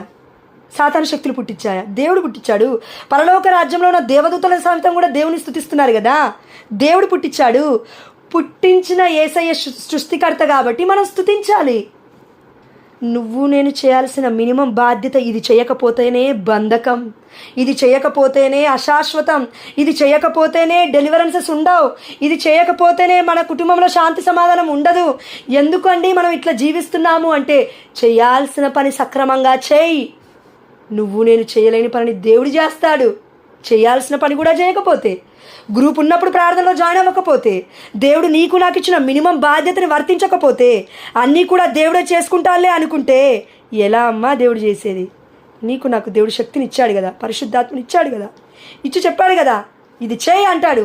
ఇది చేస్తే వస్తుంది నీకు నాకు స్వస్థత, ఇది చేస్తే నీకు నాకు వస్తుంది ఇంటికి రక్షణ. ఆనాడు జక్కయ్యకి రాలేదా? ప్రయాసపడ్డాడు జక్కయ్య, చెట్టు ఎక్కాలి పొట్టోడైనప్పటికీ. నీకు నాకు ఎన్నో లోపాలు, నీకు నాకు ఎన్నో బాధలు, నీకు నాకు ఎన్నో కష్టాలు, కుటుంబాలు ఉన్నాయమ్మా, లోపాలుంటాయి, బాధ్యతలుంటాయి. అయినప్పటికీ నువ్వు ఉపయోగించుకో అయ్యా. అది ఏదైనా సమస్తం నిన్ను ఫాలో అయ్యేలాగా చెయ్యి అంటే, నీ భర్తను ఎందుకు మార్చడు? నీ బిడ్డను ఎందుకు మార్చడు? నీ కుటుంబాన్ని ఎందుకు మార్చడు? సమస్తానికి దేవుడు సృష్టికర్త అయినప్పుడు సమస్తాన్ని దేవుడు ఎందుకు మార్చడు? మారుస్తాడు. కానీ ఒకటే, ధైర్యముతో నిలబడాలి. మరియ తల్లి చాలా బలవంతురాలంట. పరిశుద్ధమైన గ్రంథంలో మన ప్రొటెస్టెంట్ సహోదరు మన గొప్పగా చెప్తారు కదండి వర్గాల వారు. ఎస్తేరు ఎంత గొప్పదో తెలుసా? రాణి రాణి రాణి. మరి ముల్లోకాలకి రాజుగా ఉన్న నా యేసయ్య చెప్పిన మాట, నా తల్లి మహారాణి అని. మరి దాన్ని ప్రకటించవే? ఆ విషయం ఎందుకు ప్రకటించావు? మరి దర్శన గ్రంథం 12వ అధ్యాయంలో మరియ తల్లి కనబడుతుందంటే, లేదు అది సంఘం అంటావు. సంఘం కిరీటం పెట్టుకుంటుందా? మనిషి పెట్టుకుంటారా కిరీటం? నీతి కిరీటం పరలోక రాజ్యంలో. సంఘం కిరీటం పెట్టుకుంటుందా అమ్మా? మనుషులు పెట్టుకుంటారు. ఇక్కడ నిజమైన జీవితాన్ని జీవించిన వాళ్ళు పెట్టుకుంటారు. సంఘం అంటేనే ప్రజలకి కిరీటం పెట్టకుండా దేవుడు సంఘానికి ఎందుకు పెడతాడు, వర్గానికి ఎందుకు పెడతాడు కిరీటం? కాబట్టి ఆ దేవదేవుడు మనకు చెప్తున్నా అండి, దేవుని సందేశమును మీకు బోధించిన మీ మునిపటి నాయకులను తలచుకొనడు అన్నాడే కానీ మధ్యలో వచ్చిన నాయకులను తలుచుకోమని దేవుడు ఇక్కడ చెప్పట్లేడు. మధ్యలో వచ్చాడు మన మార్టిన్ లూథర్ కింగ్ గారు, అయ్యగారు. దేవుడు మొట్టమొదటి నుండి అపోస్తలతో ఉన్నాడు, మార్టిన్ లూథర్ గారితో లేరు. అందుకే పీటర్ పై ఆ యొక్క కేఫా అనే రాతిపై దేవాదేవుడు సంఘాన్ని నిర్మించి మనల్ని కూడా ఇందులో పాలిభాగస్తులుగా చేసి స్వస్థతలు ఉన్నాయమ్మా, ఆత్మఫలాలు ఉన్నాయమ్మా, ఆత్మవరాలు ఉన్నాయమ్మా, కల్వరి జరుగుతుందమ్మా, క్రీస్తు యొక్క బలి అక్కడ జరుగుతుందమ్మా, దివ్య బలి పీఠం దగ్గర అనేక సకల పునీతుల మధ్యస్థ ప్రార్థనలు అక్కడ సలపబడుతున్నాయి. అందుకే అక్కడ నిజంగా మీరు నమ్మకండి, రక్తము ప్రవహిస్తూ ఉంటుంది. ఆమేన్, హల్లెలూయా. దివ్య బలిపీఠం దగ్గరే కాదండి, చుట్టూ మొత్తము మనము నడుస్తున్నామా, వెళ్ళి తీసుకుంటున్నామా దివస ప్రసాదాన్ని, వస్తున్నామా, రక్తం మీద అడుగులు వేస్తున్నాం మనం. యేసయ్య రక్తం అక్కడ కల్వరి నుండి కారింది. 14 స్థలాలలోనే కాదమ్మా, అదే స్థలము దేవుడి స్థలము, పరిశుద్ధమైన స్థలము, అతి పరిశుద్ధమైన స్థలము. There is a altar. నువ్వు నేను ఒక టేబుల్ పెట్టుకొని ఆల్టర్ రండి నా ఇంటికి ప్రార్థిస్తా అంటే ఎలా వెళ్తావు? బుద్ధిహీనురాలం మనం అలా వెళ్తే. దేవుడి సంఘం కాకుండా వారి యొక్క అస్థికలపైన, వారి యొక్క మరణాలపైన కనతలైన కథోలిక శ్రీసభ కట్టబడి ఉంది. ఇది మనం మర్చిపోతే, పునీతులను మనం మర్చిపోతే దేవుడికి ద్రోహం చేసిన వాళ్ళమే అండి. గురుద్రోహం మంచిది కాదు, దేవుడు బాధపడతాడు చాలా. మనల్ని ఏం చేయడండి దేవుడు. నిజం చెప్పనా, ఇంత చేస్తున్నా కూడా మనము, ఇంత అన్యాయం చేస్తున్న కథోలిక శ్రీసభకి, ఇన్ని మాటలు అంటున్న పరిశుద్ధమైన గురువులను దేవుడు మనల్ని కర్స్ చేయడు, శాపం చేయడు. ఎందుకు తెలుసా? Already he deliver us from he's death. దేవుడు మనల్ని అందరినీ మొత్తము కూడా విడుదల ఇచ్చేశాడు, పాప క్షమాపణ ఇచ్చాడు, పాపకి విమోచన ఇచ్చేశాడు, అన్నిటికీ కూడా స్వస్తి పలికాడు అంధకారపు శక్తులకి. కానీ నీలో నాలో ఉన్న అసత్యమే మనల్ని సత్యము చేస్తుంది. నీలో నాలో ఉన్న అపమార్గమే పోవద్దు అన్న చోటికి పోయి పొందుకోవద్దు అన్నదాన్ని పొందుకోవడం ద్వారా పాప మూట కట్టుకుంటున్నావు. రోజు రోజుకి నువ్వు నేను. ఏదో చేయొద్దన్నాడు దేవుడు, కానీ చేస్తున్నాం. చెయ్యి అన్నాడు దేవుడు, అది చేయట్లేమో. ఎవరైతే నా యొక్క దివ్యమైన శరీర రక్తాలను భుజించువాడు అంతిమ దినమున లేపుదును, అయోగ్యకరముగా కాకుండా యోగ్యకరముగా నన్ను స్వీకరించువాని నేను అంతిమ దినమున లేపుతా అన్నాడు. మరి స్వీకరించకపోతే లేపడనే కదా అర్థం. మన మార్టిన్ లూథర్ గారు పరలోక రాజ్యంలో లేరు, పునీతురాలికి కనబడ్డారు. అది సపరేట్ టాపిక్, మళ్ళీ మాట్లాడుకుందాం ఎప్పుడైనా. మార్టిన్ లూథర్ గారు ఈ యొక్క వేరే డినామినేషన్స్ చేశారు కదా, 4000 ఇంకెన్నో. ఆ మార్టిన్ లూథర్ గారు కింగ్ వేరే అండి, యాక్చువల్లీ ఆయన వేరు. ఈ మార్టిన్ లూథర్ గారు నరకలోకంలో ఒక పునీతురాలికి కనబడ్డారంట. దేవుడే ఆ దర్శన భాగ్యం ఆ పునీతురాలికి ఇచ్చాడు. ఎందుకు? దేవుడి సత్యాన్ని పక్కకు పెట్టి, దేవుని ధిక్కరించి కథోలిక శ్రీసభను పక్కకు పెట్టి, పునీతలత్వంపై కట్టబడిన ఈ యొక్క శ్రీసభను, అపోస్తలత్వాన్ని పక్కకు పెట్టి, ఎప్పుడైతే కొత్త మెరుపులు బాగుంటాయి, కొత్త ప్రార్థనలు బాగుంటాయి. ఎందుకంటే ఇన్ని రోజులు ఇక్కడ ఉన్నావు కాబట్టి సడన్గా నువ్వు అటు పోయి వినేసరికి ఏదో కొత్తగా ఉంది. మ్యూజిక్ ప్లే చేస్తున్నారు, డ్యాన్స్లు వేస్తున్నారు, లేదంటే చమక్ అని లైట్ల మధ్యలో ఆడుతున్నారు కదా, బాగుంటుంది నీకు నాకు. ఎందుకంటే పబ్బులో లేదంటే మూవీలలో అలవాటు కదా మనకి. అదే అక్కడ ఉండేసరికి, సాతాను బృందం ఉండేసరికి ఆనందంగా ఉంటుంది మనకి. దేవుడి సన్నిధి ఎలా ఉండాలి? శాంతి, సమాధానము. దివ్యబలి పూజ ఎప్పుడైనా నిజంగా కళ్ళు మూసుకొని దివ్యబలి పూజ మొత్తం పాల్గొని చూడు, స్వర్గం కనబడుతుంది. ఆమేన్. ఇది నిజం. మనం నమ్మినా నమ్మకపోయినా మన కన్నతల్లి అయిన కథోలిక శ్రీసభ ఇదే బోధిస్తుంది. అదేవిధంగా ఎక్స్పీరియన్స్ చేస్తే నువ్వు నేను కూడా ప్రకటించే వాళ్ళుగా దేవుడు నిలబెడతాడు. ఎక్స్పీరియన్స్ చేయి, రుచి చూచి తెలుసుకో ప్రియమైన బిడ్డ అని దేవుడు అనలేదా? దావీదు మన కీర్తనలో కూడా యేసయ్య అన్నాడు కదా, రుచి చూచి తెలుసుకోవాలి. ఏదైనా రుచి చూడకపోతే వివరించలేవు, రుచి చూడకపోతే అర్థం కాదు ఏం చెప్పాలో, అస్తవ్యస్తంగా అయిపోతాం. 2 మార్గాలు ఉన్నాయి, 1000 కిలోమీటర్లు ముగిస్తానండి. 2 మార్గాలు ఉన్నాయి, 1000 కిలోమీటర్లు ప్రయాణం చేయాలి నువ్వు నేను. 2 మార్గాలు ఉన్నాయి, ఒకటి సత్యం, ఒకటి అసత్యం. అక్కడ బోర్డు లేదు, తగిలిచుండదు బోర్డు. ఇది నిజమైన కథోలిక శ్రీసభ, లేదంటే ఇది దేవుడి సంఘము, ఇది దేవుడి సంఘం కాదు అని తగిలిచుండవు. ఎక్కడ ట్యాగులు ఉండవు ఈ లోకంలో. కానీ సత్యము నేర్చుకోవడంలో మనం కనుగొంటాము. దేవుడు అంటాడు, కళ్ళు మూసుకో, నేను సహాయం చేస్తాను, ఏ మార్గం గుండా వెళ్ళాలో అంటాడు. నేను ఏం చేస్తాను తెలుసా? కళ్ళు తెరిచి మేబీ ఈ మార్గం పోతే బాగానే ఉంటుందేమో, కుడి సైడ్ ఉంది కాబట్టి మేబీ కుడి సైడ్ పోతే బాగానే ఉంటుందేమో, ఎడమ సైడ్ ఉంది కాబట్టి మేబీ ఎడమ సైడ్ పోతే బాగానే ఉంటుందేమో. నీనా సిక్స్త్ సెన్స్ పనికిరాదిడా. నీకు నాకు మూవీలలో ఉంది కదా సెవెంత్ సెన్స్ అంట, అది ఎక్కడ పెట్టారో మరి. సెవెంత్ సెన్స్ దేవుడు లేకుండా ఏ సెన్స్ పనిచేస్తుంది? నీకు నాకు పనిచేయదు. ఆ సెన్సులన్నీ ఏం పనిచేయవు. క్రిటికల్ సమయాలు, అనుకోని సంఘటనలు, డిసిజన్ తీసుకోలేని సమయం, ఇది నా వల్ల అవ్వట్లేదు అనే సమయం, కళ్ళు మూసుకొని దేవుని అడగాలి, పొందుకునేంతవరకు అడగాలి. కదలకు, యాకోబు వలె నేను కదలొద్దు. దేవుడి యొక్క దివ్య సప్రసాదం ముందన్నా కూర్చొని పొందుకో. దివ్యమైన బలి పూజలో దేవుడి మోకరించైనా అడుగు, గంట ఆరాధనలో మోకరించగలిగితే మోకరించు, ఆ మోకాలని దేవుడికి సమర్పించు. అనేకులకు స్వస్థత అయ్యా అని అడుక్కుంటూ దేవుణ్ణి మహిమపరుస్తూ అడిగితే దేవుడు తప్పక రివీల్ చేస్తాడండి ఏది సత్యం ఏది అసత్యం అని.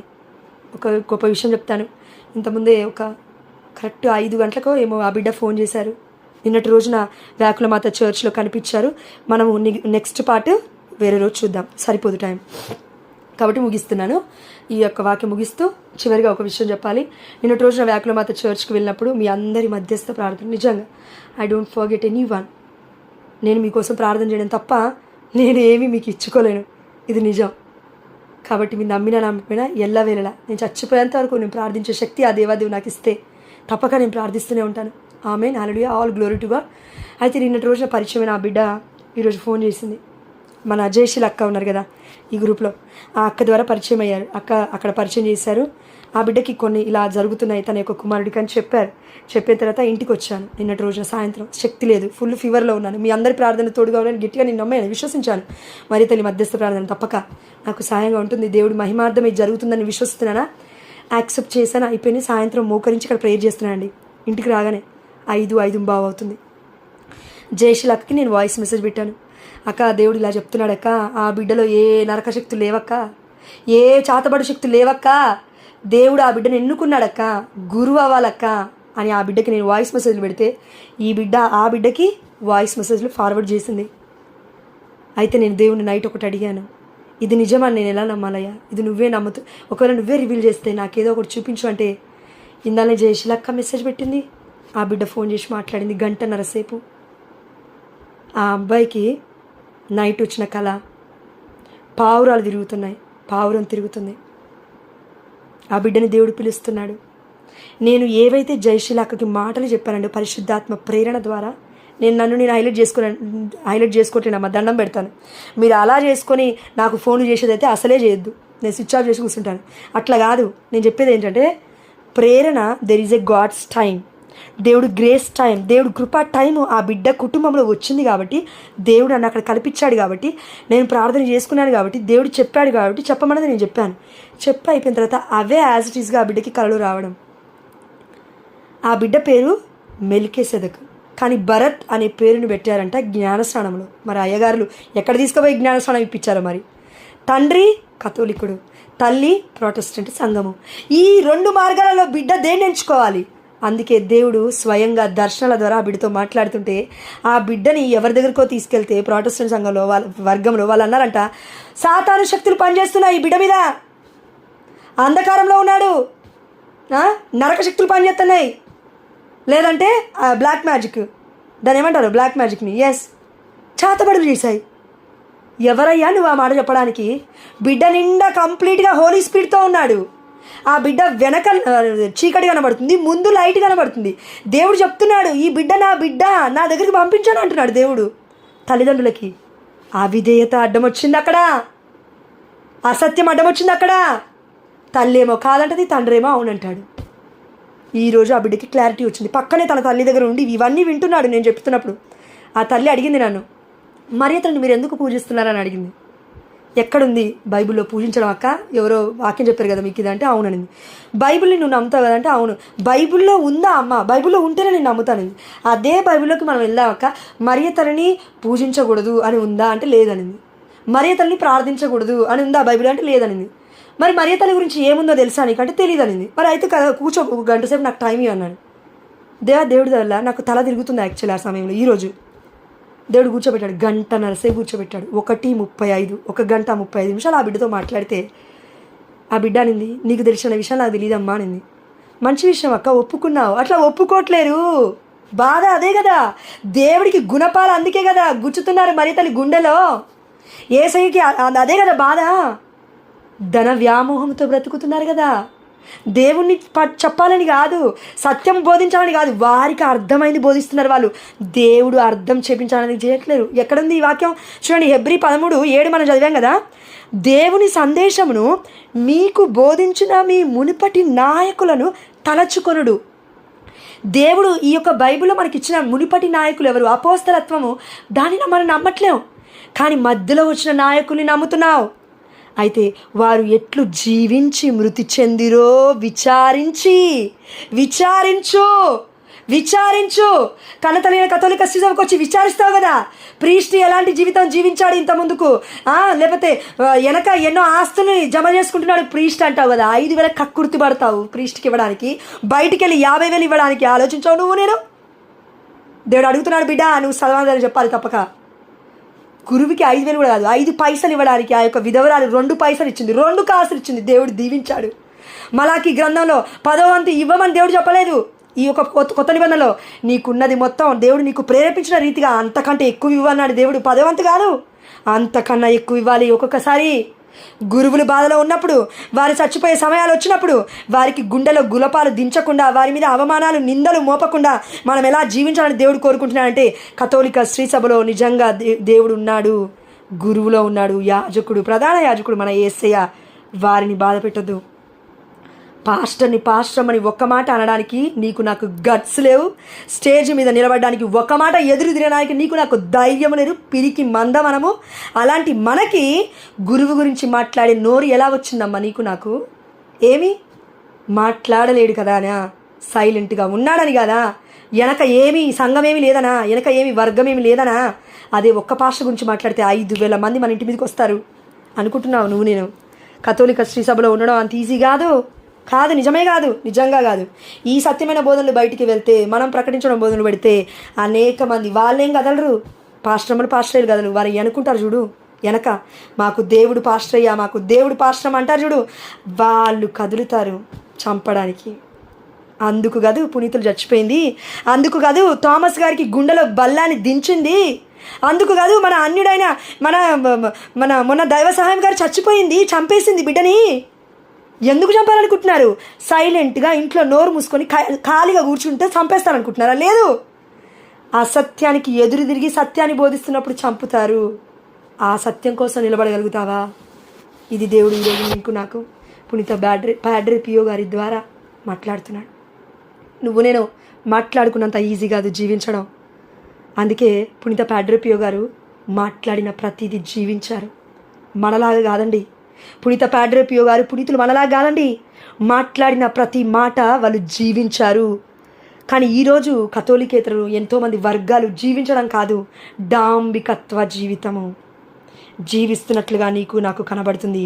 ఫోటోలు ఉంటాయి, ఫ్లెక్సీలు ఉంటాయి, అన్నదానాలు చేస్తున్నప్పుడు రీల్స్లు ఉంటాయి, అన్నీ కూడా నిన్ను నన్ను నమ్మించడానికి. నువ్వు నేను ఇస్తున్న ప్రతి రూపాయి వాళ్ళు అనాథాలకు ఇస్తున్నామని ఒప్పజెప్పడానికి ఆధారాలు చూపిస్తున్నారు. సాక్షులు కావాల్సింది దేవుడికి ఇలా కాదు. ఎక్కడుండాలి సాక్షులు? దర్శన గ్రంథం 8వ అధ్యాయంలో మనం చూసాము. అక్కడ పునీతులందరి ప్రార్థనతో కలుపుటకు అతనికి ఎంతయో ధూపం ఇవ్వబడెను. అక్కడ ఎవరున్నారు? దేవుడి సాక్షులున్నారు. ఎక్కడ చూడొచ్చు మనం ఇది? చూడండి, దర్శన గ్రంథం 6:9 చదువుతాను. అనంతరం గొర్రెపిల్ల 5వ ముద్రను విప్పెను, అంతటా దైవ పీఠము కింద స్టేజ్ కింద కాదు, ఇది పీఠము కింద ఆల్టర్ దేవుని వధింపబడుతున్న గొర్రెపిల్ల విందు దగ్గర వాళ్ళు ఉన్నారు. దైవ పీఠము కింద దేవుని వాక్కును ప్రకటించి విశ్వాస పాత్రులైన సాక్షులై తత్ఫలితముగా చంపబడిన వారి ఆత్మలను చూచితిని. కాబట్టి మనం వర్గములో ఉన్నామా, సంఘములో ఉన్నామా?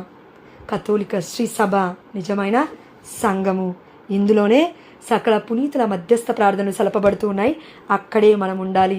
డైరెక్ట్గా ఎక్కడ లేదు కదా అంటే హెబ్రీయులకు రాసిన లేఖ 12వ అధ్యాయం, ఈ మహాసాక్షి సమూహము మేఘము వలె ఆవరించి ఉన్నందున మనము సమస్త భారమును మనలను పెనవేసుకొని ఉన్న పాపములను వదుల్చుకొని మన ఎదుటనున్న పరుగు పందెమును నిశ్చయముతో పరుగుడుదము. ఈ వాక్యం ఎక్కడ విన్నట్టుంది కదా పునీత పౌలు గారు. నా పందెపు బహుమానము నా కోసం ఎదురు చూస్తుంది. ఒక వ్యక్తి పంచగాయాలను పొందుకోవడం అంటే అసాధారణమైన విషయం. ఒక వ్యక్తి తనకి జ్ఞానం లేకపోయినా కూడా పరిశుద్ధమైన గ్రంథంలో ఉన్న వాక్యం ఉన్నట్టుగా కాకుండా బట్టిఫై లాంగ్వేజ్లో కాకుండా అందులో ఉన్న మర్మాలను వివరిస్తున్నాడంటే ఏదో అసాధారణమైన శక్తి అతనిలో ఉంది, ఆమెలో ఉంది. అదే పరిశుద్ధాత్మ దేవుడు. అంటే ఆ దేవాతి దేవుడు ఎందుకు ఈ యొక్క పాపాత్ముని పునీతులుగా మార్చాడంటే, సాధారణమైన వ్యక్తులు అసాధారణంగా మారారంటే కేవలం పరిశుద్ధాత్మ దేవుడు దర్శించాడు, ఎన్కౌంటర్ చేశాడు యేసయ్య. ఎన్కౌంటర్ అంటే ఏంటండి? మామూలుగా ఎవరైనా వచ్చి ఎన్కౌంటర్ అంటే మనల్ని కాల్ చేస్తే స్పాట్ డెడ్, చచ్చిపోతాం. అదేవిధంగా పాపము మనలో చచ్చిపోతుంది. ఎన్కౌంటర్ దేవుడు చేసినప్పుడు మనల్ని, ఎన్కౌంటర్ అంటే ఇంగ్లీష్లో దేవుడి దర్శించినప్పుడు. పునీతుడు కాకముందు సౌలు గారిని దేవుడు దర్శించాడు మార్గ మధ్యములో. కథోలిక శ్రీసభని హింసిస్తున్నాడు, బిడ్డలందరినీ పట్టుకుంటున్నాడు, దేవాలయం నుంచి ఈడ్చుకొస్తున్నాడు. ఆ సమయంలో దేవుడు దర్శించాడు మార్గ మధ్యములో. అసత్యము చేయకు, అసత్యమైన మాటలు మాట్లాడకు, నీకు దేవాది దేవుడు నిర్ణయించిన జీవితం ఏంటో తెలుసుకొని యేసయ్య కేవలం దర్శిస్తే అతని జీవితం మారిపోయింది. సౌలు పౌలుగా మారితే ఇన్ని లేఖనాల పరిశుద్ధమైన గ్రంథంలో 13 లేఖనాలు. వామ్మో, ఎవరు రాశారు 13 లేఖనాలు బైబిల్లో? కేవలం పునీత పౌలు గారు తప్ప. పునీత పౌలు గారు కూడా అన్నారు కదా, అందుకే పౌలు గారు రాసిన లేఖనాలలో నేను దేవుడి ముద్రలను పొందుకున్నాను అని. మేబీ పంచగాలు అయి ఉండొచ్చు, నాకు తెలియదు. కాబట్టి ఆ దేవాదేవుడు ఎందుకు మన పునీత పాడ్రే పియో గారిని ఈరోజు చూపిస్తున్నా అంటే, పునీతుల పండుగలు మన పరివర్తన కొరకే, దేవుని మహిమ కొరకే. పరివర్తన జరిగినప్పుడు పరలోక రాజ్యంలో దేవుడు ఆనందిస్తున్నాడు. అవునా? ఎస్, మనలో పుడుతున్నాడు క్రీస్తు, మనం దేవుళ్ళో పుడుతున్నాము. అందుకే పునీతుల పండుగ కొనియాడాలి. అందుకే పునీతుల మరణాలు ఇదిగో మనము మరణ చేసుకుంటూ ఉండాలి. ఎలా చనిపోయాడు ఈ పునీతుడు? అవునా, ఇలా చనిపోయాడా? ఫర్ ఎగ్జాంపుల్, మన కుటుంబస్తులు ఉన్నారనుకోండి. మన కుటుంబంలో మన అమ్మ నాన్న, పాతకాలంలో ఉన్న అమ్మమ్మలు, నానమ్మలు, తాతయ్యలు ఉన్నప్పుడు వాళ్ళు ఏం చెప్తుంటారు? నీతి కథలు మనకి చెప్పేవాళ్ళు. ఇలా అయిందంట, ఇలా అయిందంట అని. కొన్ని రోజుల తర్వాత వాళ్ళు చనిపోయినప్పటికీ కూడా మన అమ్మ నాన్నలు మనకేం చెప్తారంటే, మీ అమ్మమ్మ ఎలాంటిదో తెలుసా, మీ యొక్క తాత ఎలాంటి వాడో తెలుసా, ఇంత మంచి జీవితాన్ని జీవించారు, నిన్ను పోషించారు, మేము జాబ్ చేస్తున్నప్పుడు వారు మిమ్మల్ని చూసుకున్నారని చెప్తుంటారు. ఈవెన్ మనలో చాలామందికి మన తండ్రులు లేదంటే మన తాతలు ఉపదేశ పనులు కూడా చేసి ఉన్నారు. గొప్ప పనులు అవి. వాళ్ళు ఏం అడగలేదు దేవుణ్ణి, కేవలం దేవుడి సన్నిధిలో ఉంటే చాలనుకున్నారు. దావీదు ఏమని ప్రార్థించాలంటే, అయ్యా నీ సన్నిధి నుండి నన్ను గెంటి వేయకు, నీ పరిశుద్ధాత్మను నా నుంచి తీసివేయకు. ఎందుకు ఈ ప్రార్థన చేశాడు? దావీదు ఒక రాజు, డబ్బులు అడగాలి కదా. సొలొమోను ఒక రాజు, ధనం అడగాలి కదా. అయినప్పటికీ జ్ఞానం ఎందుకు అడిగారంటే, జ్ఞానము లేక నా బిడ్డలు నశిస్తున్నారు అని యేసయ్య పలికాడు మనకి కొత్త నిబంధనలో. అందుకే జ్ఞానహీనులు, అవివేకవంతులకి వాక్యం అర్థం అవ్వదు. దేవుడు రివీల్ చేసిన ధన వ్యామోహంతో వారి యొక్క పొరలు, కంటి పొరలు క్లోజ్ అయి ఉన్నాయి కాబట్టి, ఆధ్యాత్మికమైన అంధత్వంలో ఉన్నారు కాబట్టి, ధన వ్యామోహంలో ఉన్నారు కాబట్టి, ఆ యొక్క నాయకత్వం వ్యామోహంలో ఉన్నారు కాబట్టి, ఆ యొక్క రాజకీయ వేత్తలాగా జీవిస్తున్నారు కాబట్టి, క్రైస్తవులు కూడా, కథోలికేతరులు కూడా, ఈవెన్ కథోలిక శిశువులు ఉన్నవారు కూడా కొంతమందికి వర్తిస్తుంది వాక్యం. అందుకే వారికి పరిశుద్ధాత్మదేవుడు ఫలించట్లేడు. దర్శనాలు వస్తున్నాయంట, అద్భుతాలు చేస్తున్నారంటే, మరి మరియతలు ఎందుకు కనబడట్లేదు కారణం నీకు?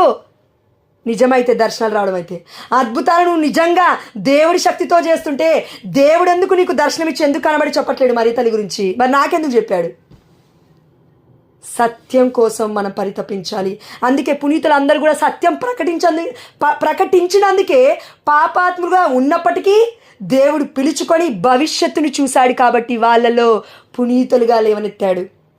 ఇందాక వాళ్ళు ప్రార్థిస్తున్నారు కదా, కారులో అకుటిస్ గారా 15 ఏళ్ళ చిన్నారి, ఆ బాబు మనకి తండ్రి అయిపోయాడు పునీతుడిగా. ఇప్పుడు నేను తండ్రి అని సంబోధిస్తానండి పునీతులందరినీ, లేదంటే ఫ్రెండ్స్ అంటాను. ఎందుకంటే వారు ఎంత చిన్నవారైనా వారు పొందుకున్న అభిషేకం మామూలు విషయం కాదు.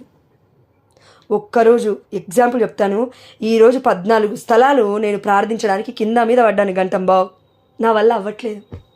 పునీత ప్యాడ్రి పియో గారు, నా వల్ల కావట్లేదయ్యా, ఏంటయ్యా నా శక్తి సరిపోవట్లేదు, దయచేసి నాకు సహాయం చేయవా అంటే మోకాల మీద ఉండమని చెప్పాడు పరిశుద్ధాత్మదేవుడు.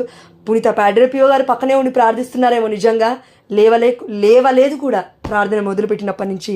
అంటే నేను చెప్తున్నట్టే నా గొప్పతనం కాదండి, మనము పునీతుల మధ్యస్థ ప్రార్థన అయితే శక్తినిస్తాడు దేవుడు. నిజం, మన పక్కనే కూర్చొని వాళ్ళు ప్రార్థిస్తారు. పునీత ప్యాడ్రి పియో గారులో ఉన్న గొప్పతనం ఏంటి తెలుసా అండి? మోకరించి ప్రార్థిస్తున్నప్పుడంట ఒక హైట్లో లేసేవారంట, ధ్యానంలో, ఒక మెడిటేషన్లో. యోగా చేసేయడం కాదండి, యోగా గురించి దేవుడు మాట్లాడట్లేడు. ఈ యొక్క పఠనాలు, మన యొక్క పరిశుద్ధమైన గ్రంథంలో ఉన్న వాక్యాలు ధ్యానాంశం చేసేటప్పుడు, పఠించేటప్పుడు, మనన చేసుకునేటప్పుడు మరియ తల్లి వలె ఆయన గాల్లో లేసేవారంట. ఆయన గాల్లో లేసినప్పుడు ఒక లెవెల్ ఆఫ్ ఏంజిల్స్, అక్కడ దేవదూతలు మాట్లాడేవారంట ఆ యొక్క స్టేజ్లో. ఇంకొంచెం పైకి వెళ్తే ఇంకా దేవుడు మాట్లాడేవాడంట. అంటే అంత గొప్ప దర్శనాలు, అంత గొప్ప డైరెక్ట్గా దేవదూతలతో మాట్లాడేవాడంట. నేను విన్నది చెప్తానండి, నేను రాసుకోలేదు కానివ్వండి. ఆ అంశం ఏంటంటే, మన పునీత ప్యాడ్రి పియో గారు ఒకసారి రూమ్లో కూర్చొని ప్రార్థన చేస్తున్నారంట.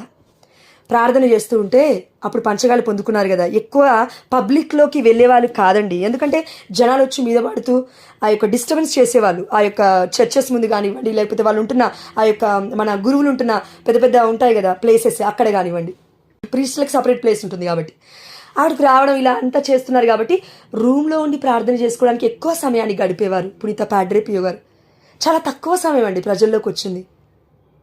అంటే క్రీస్తు ప్రేమను లేకపోతే నువ్వు పరులకు పంచలేవు అనే విషయం నీకు నాకు అర్థమవుతే, వ్యక్తిగత ప్రార్థన లేకుండా నేను బయటికి రాలేం.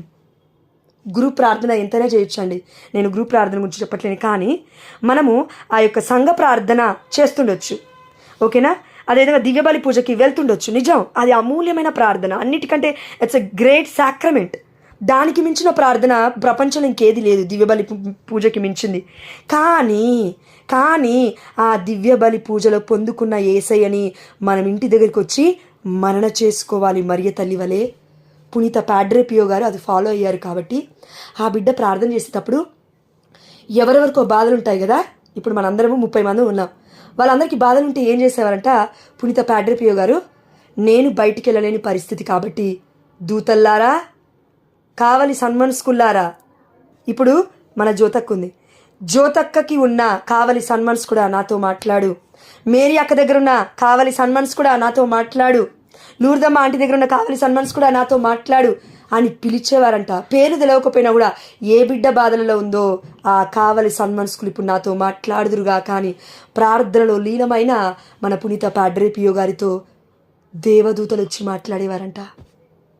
ఇదిగో ఈ పలానా వ్యక్తి బాధలో ఉంది, ప్రార్థన చేయంటే ఇక్కడ ప్రార్థన చేసేవారు, అక్కడ వాళ్ళు స్వస్థత పొందుకున్నారు. ఈవెన్ వాళ్ళకు కూడా అర్థం కాకపోయేది ఎలా మాకు స్వస్థత వచ్చిందో కూడా వాళ్ళకి తెలియదు. ఎందుకంటే ప్యాడ్రి పియో గారు చెప్పి ప్రార్థించలేదు, వాళ్ళకి తెలియకుండా ప్రార్థించాడు.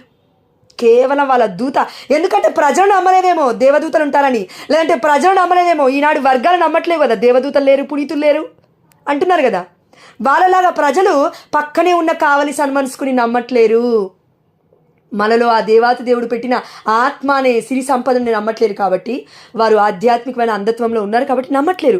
కానీ పునీత ప్యాడ్రి పియో గారు దేవుడు బిడ్డ కాబట్టి విశ్వసించాడు. కాబట్టి మన పునీత ప్యాడ్రి పియో గారు ప్రార్థించినప్పుడు ఏం జరిగిందంటే, అలా ప్రార్థిస్తున్నప్పుడు ఒక సమయంలో ఒక గురువు వచ్చారంట రూమ్ దగ్గరికి, వచ్చి డోర్ కొట్టి ఓపెన్ చేశారంట. ఏమన్నారంట తెలుసా? ప్రేమను చూపించాలి కదా, క్రీస్తు ప్రేమని. కానీ పునీత ప్యాడ్రి పియో గారు ఏమన్నారు తెలుసా? వచ్చి డోర్ కొట్టేసరికి లోపలికి వచ్చాడు. గట్టిగా అన్నారంట పునీత ప్యాడ్రి పియో గారు, నేనేం చేస్తున్నానో నీకు తెలియదా, దేవదూతలతో మాట్లాడుతున్నాను, వెళ్ళి ఇక్కడి నుంచి అన్నానంట గట్టిగా.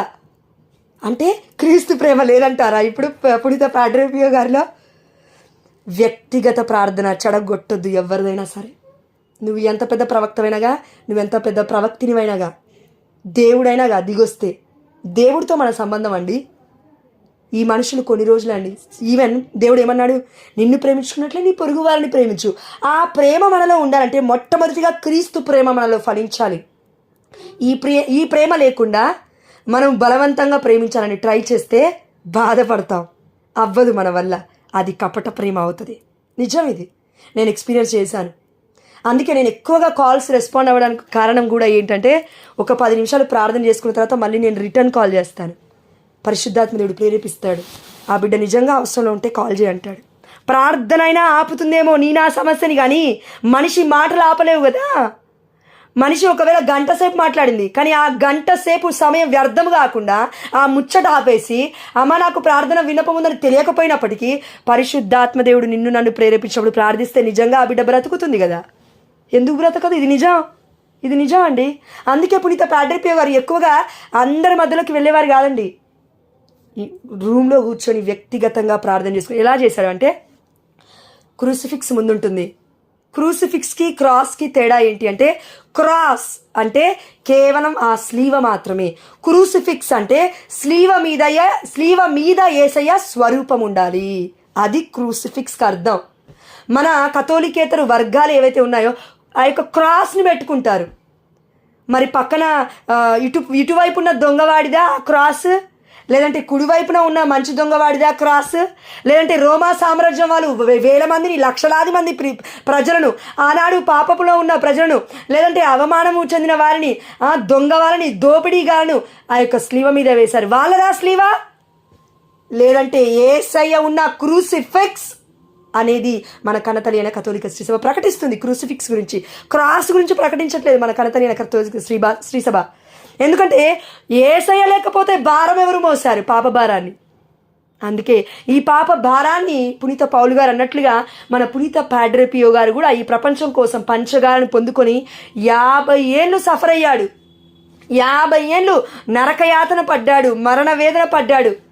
దేవుడితో అన్నాడంట, అయ్యా ఈ పంచగాలు నువ్వు ఇచ్చావు కదా, ప్రజల మధ్యలోకి వెళ్ళినప్పుడు దయచేసి బ్లడ్ ఫ్లో ఆపేయని, ఆ యొక్క రక్తము ఫ్లో ఆపేయ్యా, ఇబ్బందిగా ఉంది బిడ్డలకి.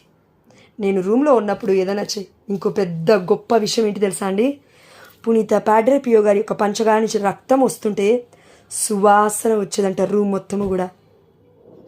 తన యొక్క రూమ్లోకి వెళ్ళిన గురువులు ఎంతోమంది ఈ విషయాన్ని ఆ యొక్క టీవీ ఛానల్స్లో, అప్పటికే ఉన్న పత్రికలు ఉన్నాయి ఆ సమయంలో, ఇలా టీవీ ఛానల్స్ పెద్ద పెద్దవి లేవు, పత్రికలలో ప్రచురించారు ఈ యొక్క విషయాలని.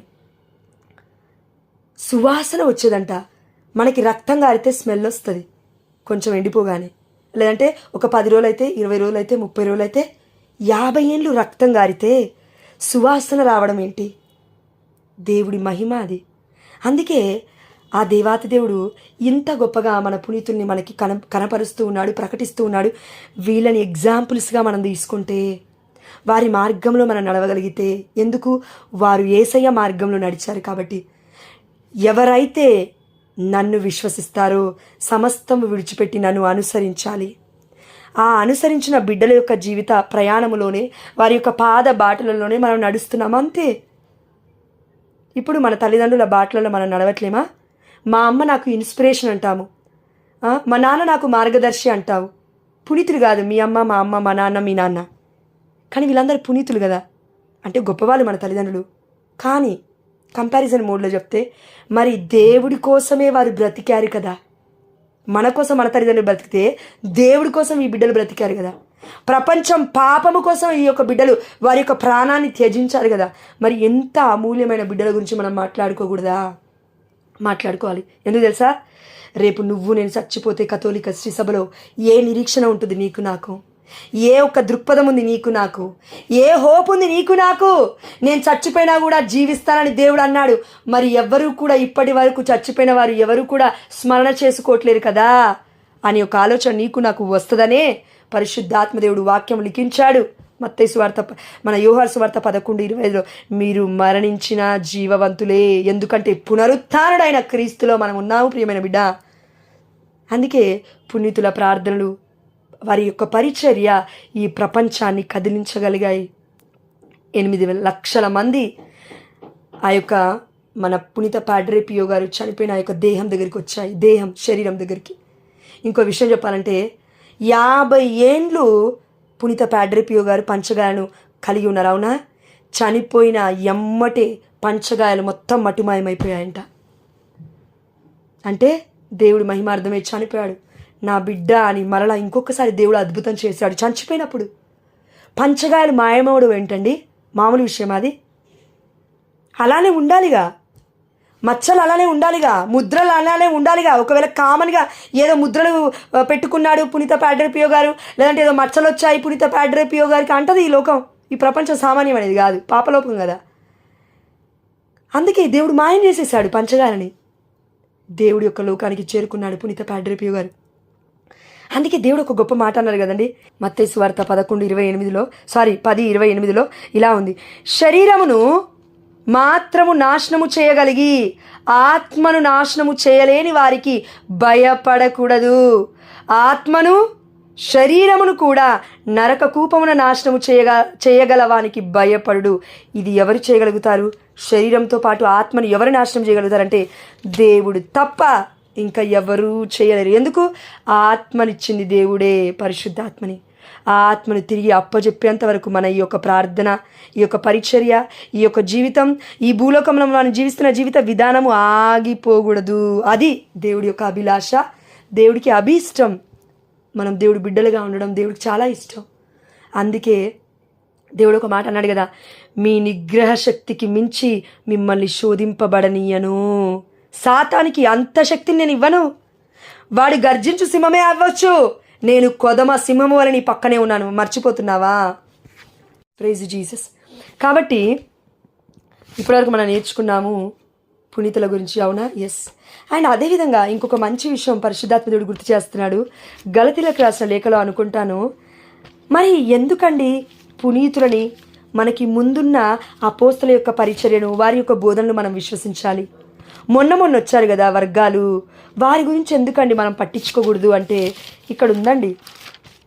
గలతీలకు రాసిన లేఖ 1:18 చూడండి. 3 సంవత్సరముల తరువాత పేతురును సందర్శించి విషయములను తెలుసుకొనుటకు యెరూషలేమునకు వెళ్ళి అతనితో 15 రోజులు గడిపితిని. పునీత పౌలు గారు గలతీలకు రాసిన లేఖలో ఏమంటున్నారంటే, అప్పటికే ఆ దేవాది దేవుడు యేసుప్రభువారు 12 మంది అపోస్తులను ఎన్నుకున్నారు. యూదా ఇస్కారియోతు చచ్చిపోయాడు చేసిన పాపానికి. అయితే 11 మందిలో ఒకరు తక్కువ ఉన్న చీట్లు వేసి ఎన్నుకున్నారు. ఇద్దరిలో మత్తయి అనే వ్యక్తిని ఎన్నుకొని అయిపోయిన తర్వాత వారు ప్రపంచమంతటా తిరిగి యూదయ సమరియా మొత్తము కూడా తిరిగి వారు ప్రకటిస్తూ ఉన్నారు. ఆ ప్రకటిస్తున్న సమయంలోనే కదా పౌలు గారు వారిని పట్టి పీకుతూ వాళ్ళు చంపాలని ప్రయత్నించింది. అయితే ఈ పౌలు గారికి దర్శనం ఇచ్చాడు కదా దేవుడు. అయిపోయింది. దాని తర్వాత ఏమైందంటే, నేను పౌలుని, సౌలుగా నేను మారు మనసు పొందుకొని పౌలుగా మారాను. 14 లేఖనాలు రాశాను. నాకు పరిచర్య అంటే ఏంటో తెలుసు. క్రీస్తును నేను చూశాను, క్రీస్తు స్వరాన్ని నేను విన్నాను, యేసయ్య స్వరం నాకు దర్శనం ఇచ్చింది, ఎన్కౌంటర్ చేశాను నేను. అయితే నేను విర్రవీగుతూ బయటికి వెళ్ళి వర్గం స్టార్ట్ చేస్తాను అనలే పునీత పౌలు గారు. ఇక్కడ చూడండి వాక్యం ఏం సెలవిస్తుందో. మళ్ళా చదువుతాను వినండి. 18 గలతీలకు రాసిన లేఖ 1:18. 3 సంవత్సరముల తరువాత పరిచర్యలో ఉన్నాడు పునీత పౌలు గారు. ఈ పరిచర్యకు కూడా ఎలా తీసుకొచ్చాడు? బర్నబా గారు పౌలు గారు తీసుకెళ్ళి అపోస్తలకి పరిచయం చేయించాడు. భయపడుతున్నారు అపోస్తలు అప్పటికి. వామ్మో ఏంటి నువ్వు పౌలుని తీసుకొచ్చా అంటుంటే, అదేంటి సౌలు పౌలుగా మారాడు, దేవుడు దర్శన భాగ్యం ఇచ్చాడు, మంచి వ్యక్తిగా మారిపోయాడు, మనల వలే సువార్తను ప్రకటిస్తున్నాడు అని బర్నబా రిక్వెస్ట్ చేస్తే, బర్నబా మధ్యవర్తిత్వంగా ఉండి రిక్వెస్ట్ చేస్తే, బ్రతిమాలితే పునీత పేతురు గారు ఒప్పుకున్నారు. అపోస్తలులు వారిలోకి చేర్చుకున్నారు. అందుకే మన పౌలు గారిని మన యొక్క శిష్యుడని అని అనమండి. పౌలు గారిని ఏమంటాం? అపోస్తలుడే అని అంటుంది మన కనతలైన కథోలిక శ్రీ సభ. ఎందుకు? అపోస్తలత్వములో చేరింది కాబట్టి. దాని తర్వాత వారి యొక్క విధి విధానాలు, వారి యొక్క యేసయ్య డైరెక్ట్గా వారికి అందించిన, మరి పౌలు గారు లేరు కదా యేసయ్య ఆ యొక్క 3 సంవత్సరాలు వారితో ఉన్నప్పుడు, ఆ బోధనలు మొత్తము విని ఏం చేశాడు తెలుసా? 3 సంవత్సరాలు అయిపోయిన తర్వాత కూడా పేతురును సందర్శించి విషయములను తెలుసుకొనుటకు యెరూషలేమునకు వెళ్ళి అతనితో 15 రోజులు గడిపాడు. 15 రోజులు పేతురుతో పౌలు గారికి ఏంటి పని? దేవుడు వాక్యం తెలుసు, దేవుడు దర్శనం ఇచ్చాడు, వెళ్ళి వర్గం పెట్టుకోవచ్చుగా, లేదంటే డినామినేషన్ పెట్టుకోవచ్చుగా, స్టేజ్ల మీద తిరిగి మరి వాక్యం చెప్పొచ్చు కదా. ఎందుకు వెళ్ళలేదు పౌలు బయటికి?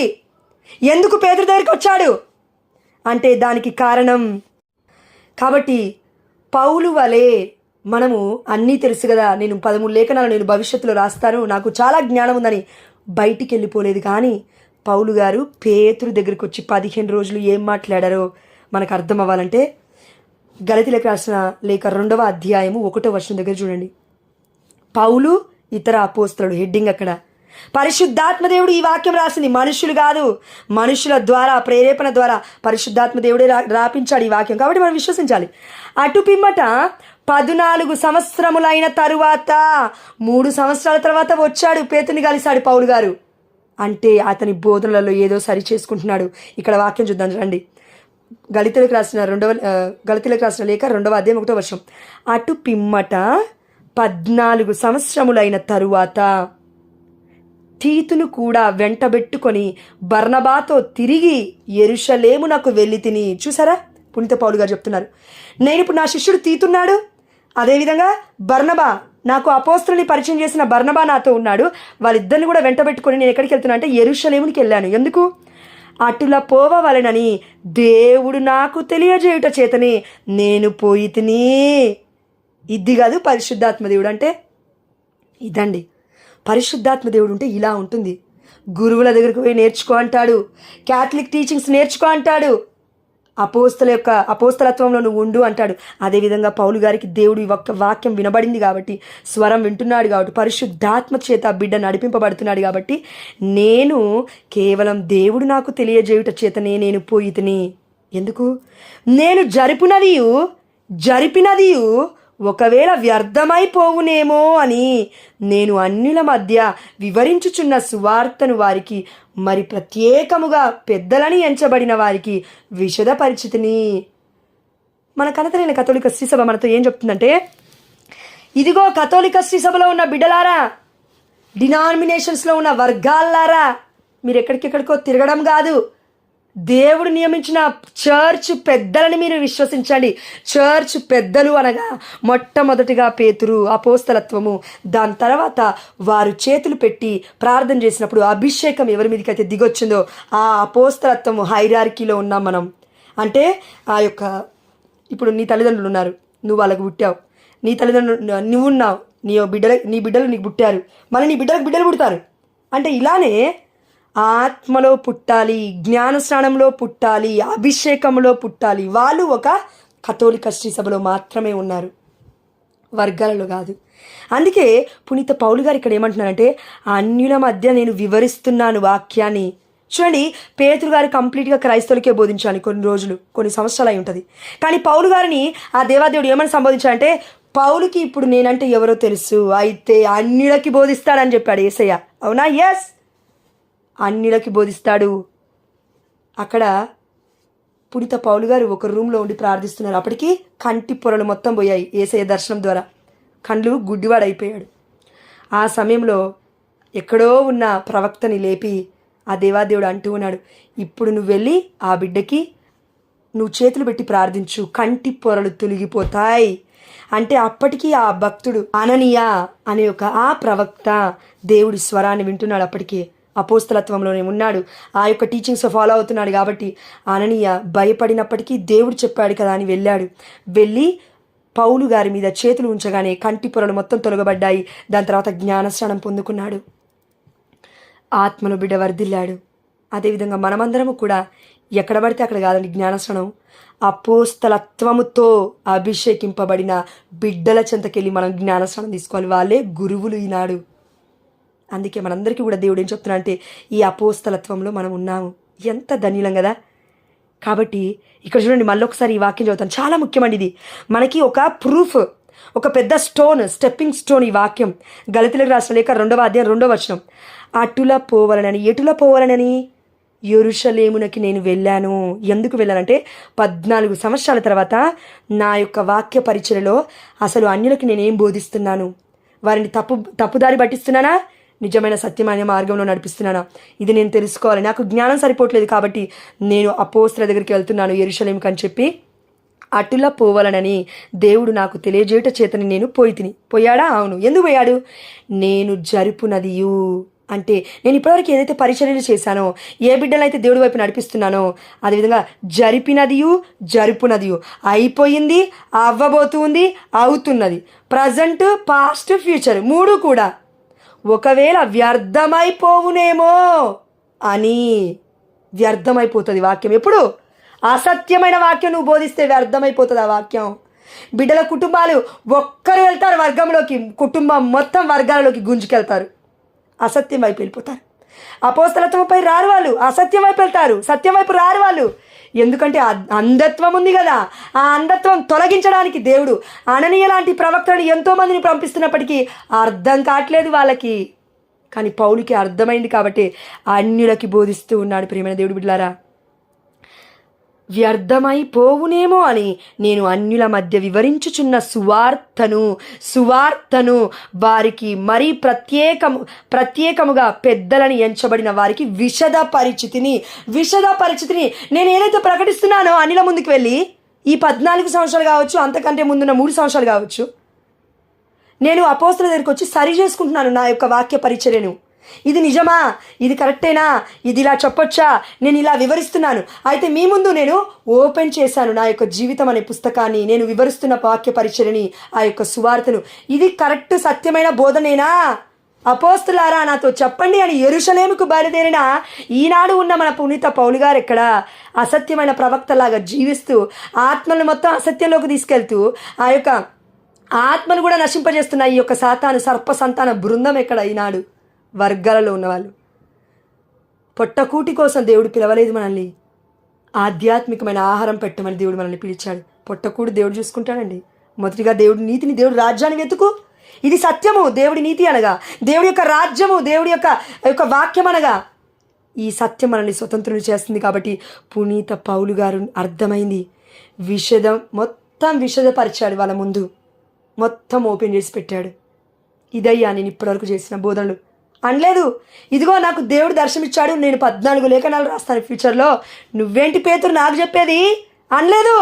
ఇప్పుడు అంటున్నారు కదా వర్గాలు, పేతురు అంట, పోప్ అంట, ఇంకెవరో అంట, బిషప్లు అంట, గురువులంట, యాజకులంట, బలిపీఠాల దగ్గర ఉంటారంట, బయటికి కూడా కదలరు వాళ్ళు, అక్కడే దిష్టి సంబాధలాగా నిలబడతారు. ఎంత ఘోరమైన మాట అంటున్నావు కథోలికేతరుడా, వర్గములో ఉన్న ఓ వ్యక్తి. నీలాగా ఇష్టం వచ్చినట్లు వాళ్ళు బ్రతకట్లేరు డబ్బుల కోసం. లేదంటే రోడ్ల మీద తిరిగి దేవుడు ఇష్టం వచ్చినట్టుగా ప్రకటించమని దేవుడు చెప్పలేదు. పిలుపు లేకుండా పోలేదు వాళ్ళు. పిలుపు ఉంది కాబట్టి ఒకే సభలో, ఒకే కథోలిక శ్రీ సభలో 5 ఏళ్ళు 7 ఏళ్ళు ఉన్నప్పటికీ కూడా, అక్కడున్న ప్యారిష్ మొత్తం కూడా తిరగబడుతున్నప్పటికీ కూడా, అంతెందుకు నీ పక్కన నీ భర్త ఉన్నాడు, నా పక్కన మన కుటుంబ సభ్యులు ఉన్నారు. మనం నిజంగా బ్రతుకుతుంటే, సత్యంగా బ్రతుకుతుంటే, మనము కోపంతో కాకుండా సత్యాన్ని మాట్లాడుతుంటే వాళ్ళకి పడదు.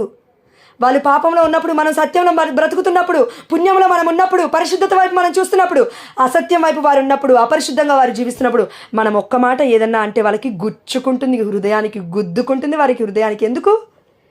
ఈమె పెద్ద ప్రవక్త, ఈమె పెద్ద పునీతురాలు, పవిత్రురాలు లాక్క మాట్లాడుతుందంటారు. ఎందుకు? ప్రార్థన చేస్తున్నామని వాళ్ళకి తెలుసు కదా. వాళ్ళు చెయ్యరు, నిన్ను నన్ను చేయనియరు. ఇది వర్గాలలో జరుగుతున్న విషయం. వాళ్ళు చెయ్యరు, చేస్తున్న యాజకులను అంటారు. కరెక్ట్గా మాట్లాడితే పరిశుద్ధమైన గ్రంథంలో పాత నిబంధన నుండి కొత్త నిబంధన వరకు కూడా మనం చూస్తే యాజక వస్త్రముల గురించి వాక్యం చెప్తూ ఉంది. యాజక వస్త్రాలు లేకుండా నువ్వు ఏ పుల్పిట్ మీద ఉంటావు, ఏ బలిపీఠం మీద ఉంటావు, ఏ స్టేజ్ మీద ఉంటావు? ఎవరు చెప్పారు నీకు? పాయింట్ షర్ట్ వేసుకొని బలిపీఠం అని చెప్పాడు దేవుడు? అది లేదు, అది స్టేజ్ మాత్రమే.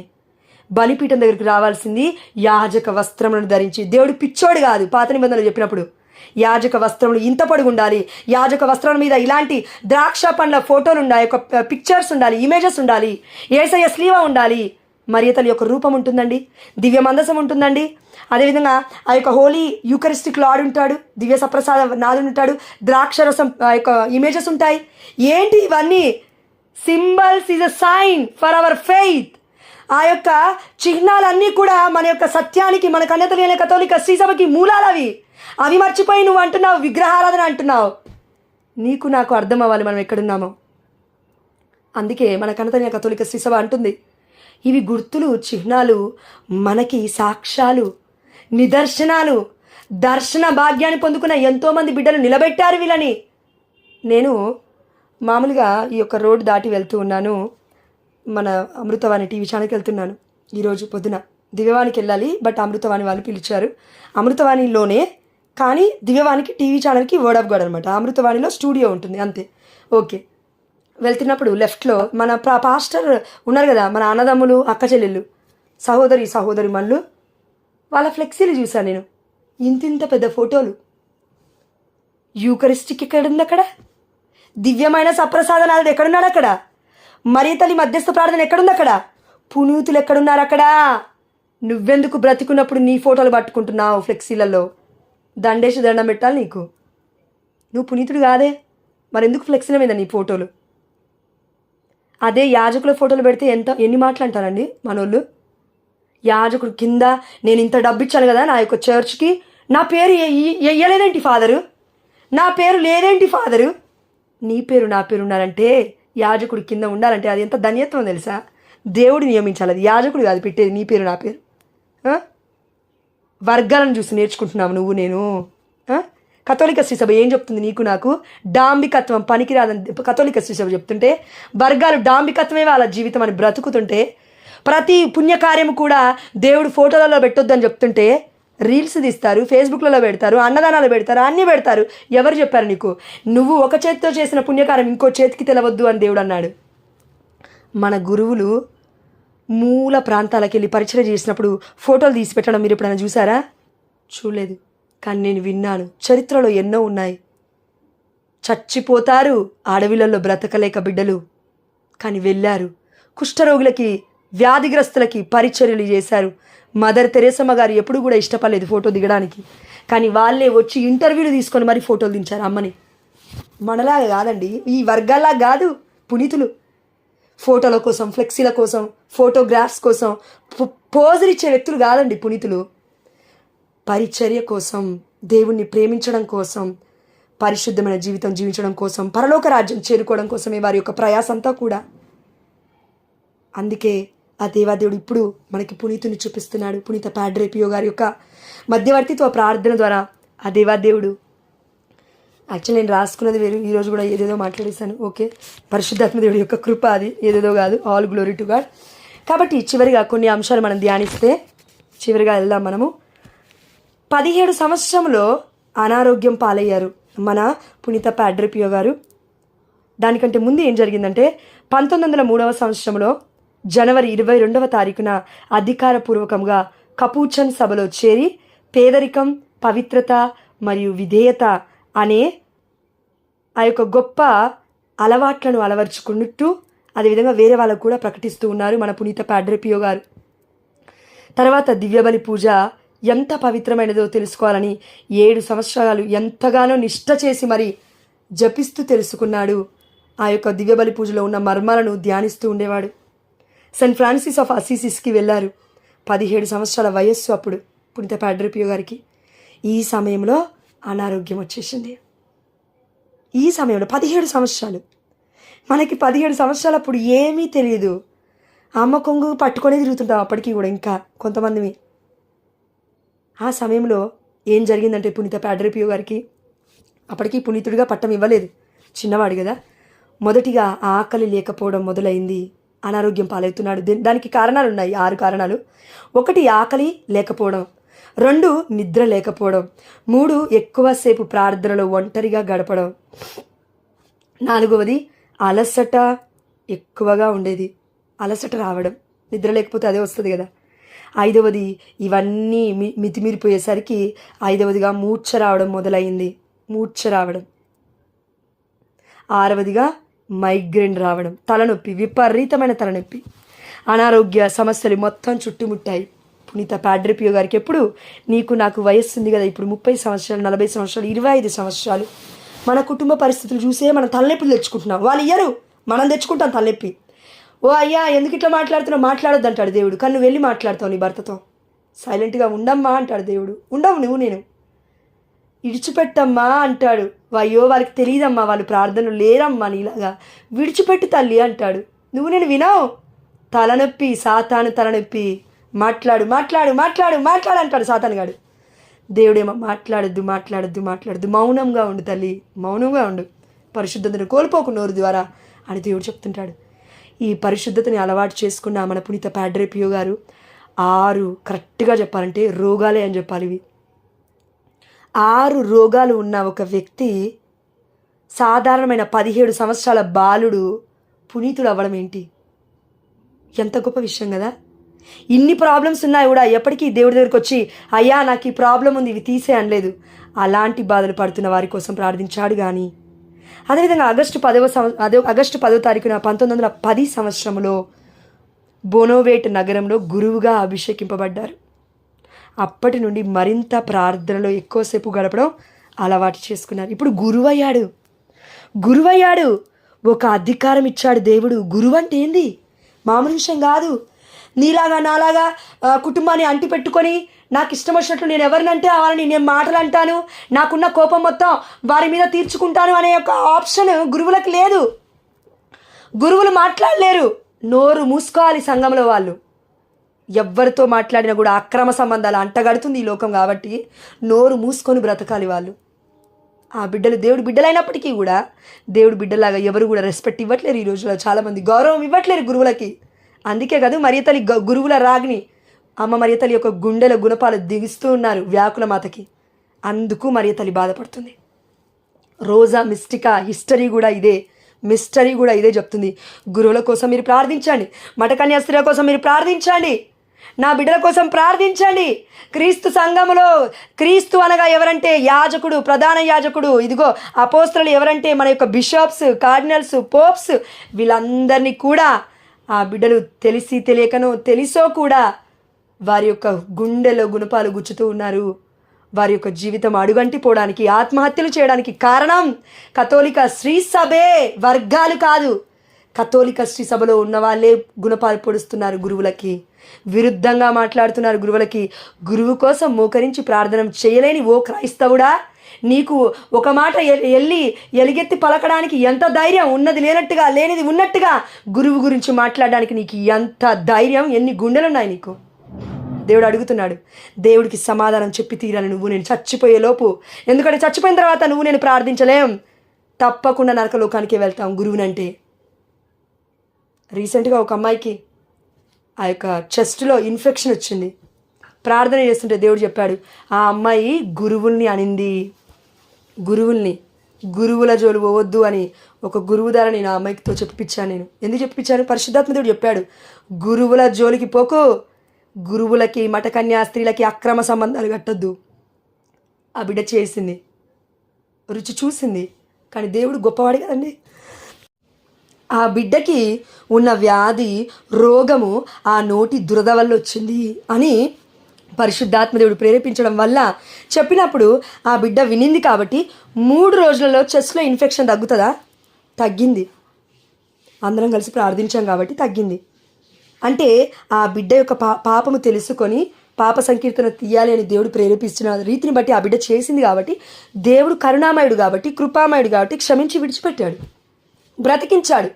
చెస్ట్ ఇన్ఫెక్షన్ మొత్తము కూడా తొలగించి ఆ బిడ్డకి ఆరోగ్యాన్ని ఇచ్చాడు. కాబట్టి ఈనాడు మనందరికీ మన పునీత పాడ్రే పియో గారు ఏం చెప్తున్నారంటే, ప్రార్థన చేసేటప్పుడు మతి స్థిమితం లేనట్లు ఒక్కొక్కసారి మనకు అనిపిస్తుంది. దేవుడి లోకాన్ని మనం చూడాలంటే, పరలోక రాజ్యాన్ని మనం అనుభవించాలంటే ఒక్కటి చెప్తాను.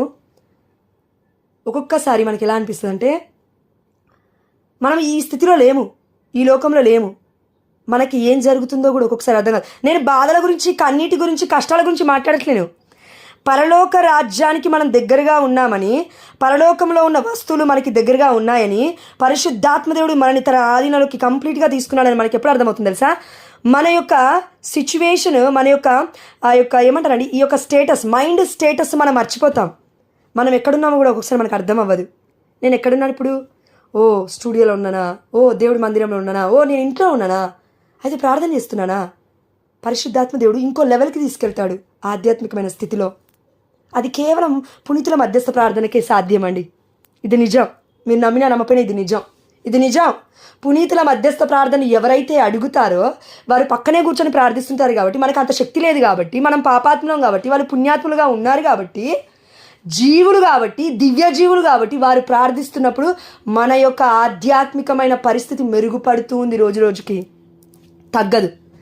అందుకే మన పునీత పాడ్రే పియో గారి యొక్క పరిస్థితి చెప్పాలా? దేవుడు చెప్తున్నాడు, వీరు ప్రార్థన చేసేటప్పుడు మతి స్థిమితం లేని స్థితిలో ఉన్నట్లుగా ఉండేవారంట. దేవునితో ఏదేదో మాట్లాడుతున్నట్లుండేవారంట. మరియు భూమిపై నుండి పైకి లేచి దేవునితో దేవదూతలతో సంభాషిస్తూ ప్రార్థిస్తున్నారేంటి వీళ్ళని పక్కనే ఉన్న గురువులు అనుకునేవారంట. వేరే వాళ్ళకు కూడా తెలియజేశారంట ఈ విషయాలు. చాలామంది షాక్ అయిపోయారు ఆ సమయంలో. దాని తర్వాత మనకి ఈరోజు మరి పునీత పాడ్రే పియో గారు ఏం చెప్తున్నారు అని అంటే 5 విషయాలను చెప్తూ ఉన్నారు. వారానికి ఒక్కసారైనా పాప సంకీర్తన మీరు తీయాలి. దేవుడు చెప్తున్నాడు మనందరికీ పునీత పాడ్రే పియో గారి మధ్యస్థ ప్రార్థన ద్వారా వారానికి ఒక్కసారైనా పాప సంకీర్తన తీయాలి. ఎందుకంటే గర్జించు సింహం వలె ఎవరిని మృంగుదునా అని వాడు చూస్తుంటాడు. వాడికి ఏం పని పాట లేదమ్మా. నన్ను తినడమే వాడికి పని పాట, నీ కుటుంబాన్ని నా కుటుంబాన్ని పడేయడమే వాడికి పని పాట.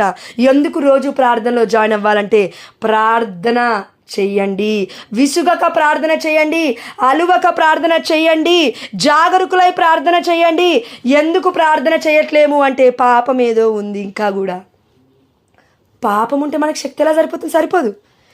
దేవుడి ఆత్మ మనలో ఎలా నివసిస్తుంది? పరిశుద్ధాత్మ దేవుడు ఎలా నివసిస్తాడు? పాపం ఉంటే ఎక్కువగా ఉండలేడు. అందుకే మనం వారానికి ఒక్కసారైనా పాప సంకీర్తన తీయాలి. ఫాలో అవ్వకపోతే పునీతులు చెప్పరండి. మన కనతలైన కథోలిక స్త్రీ సభలో మఠకన్యా స్త్రీలు మన గురువులు రోజు కూడా తీసేవారంట. మన మదర్ తెరీసమ్మ గారు రోజు 2 రోజులకు ఒకసారి పాప సంకీర్తన తీసినట్లుగా చరిత్ర చెప్తూ ఉంది. 2 రోజులలో అంత పునీతురాలు ఏం పాపాలు చేసిందంటారు?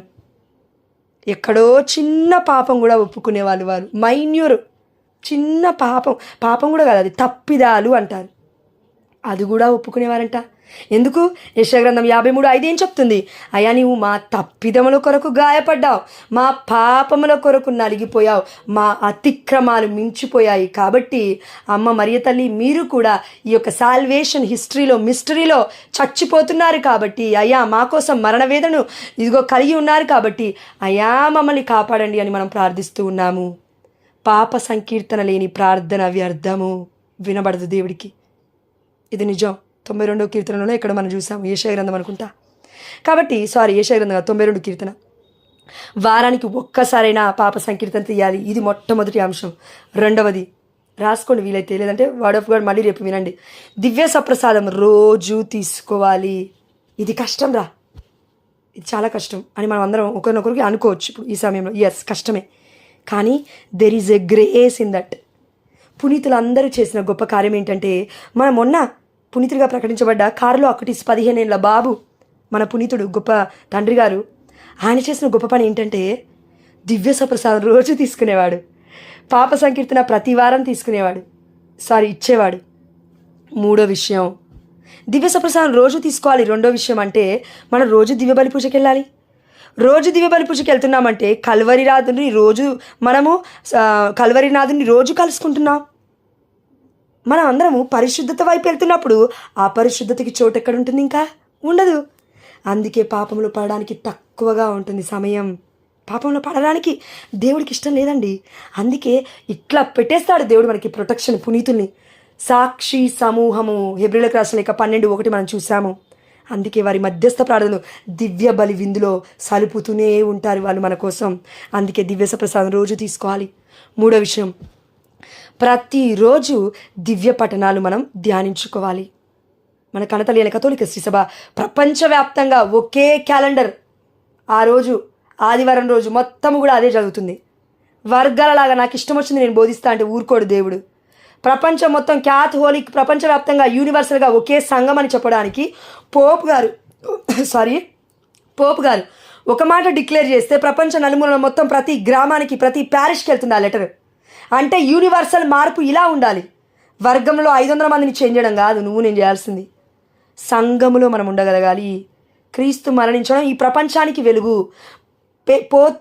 పేతురు గారు అంటే పోపు గారు, ఇప్పుడున్న మన పోపు లియో గారు ఏదైనా డిక్లేర్ చేస్తే ప్రపంచానికి మొత్తం పాకుతుంది. అది ఎలా?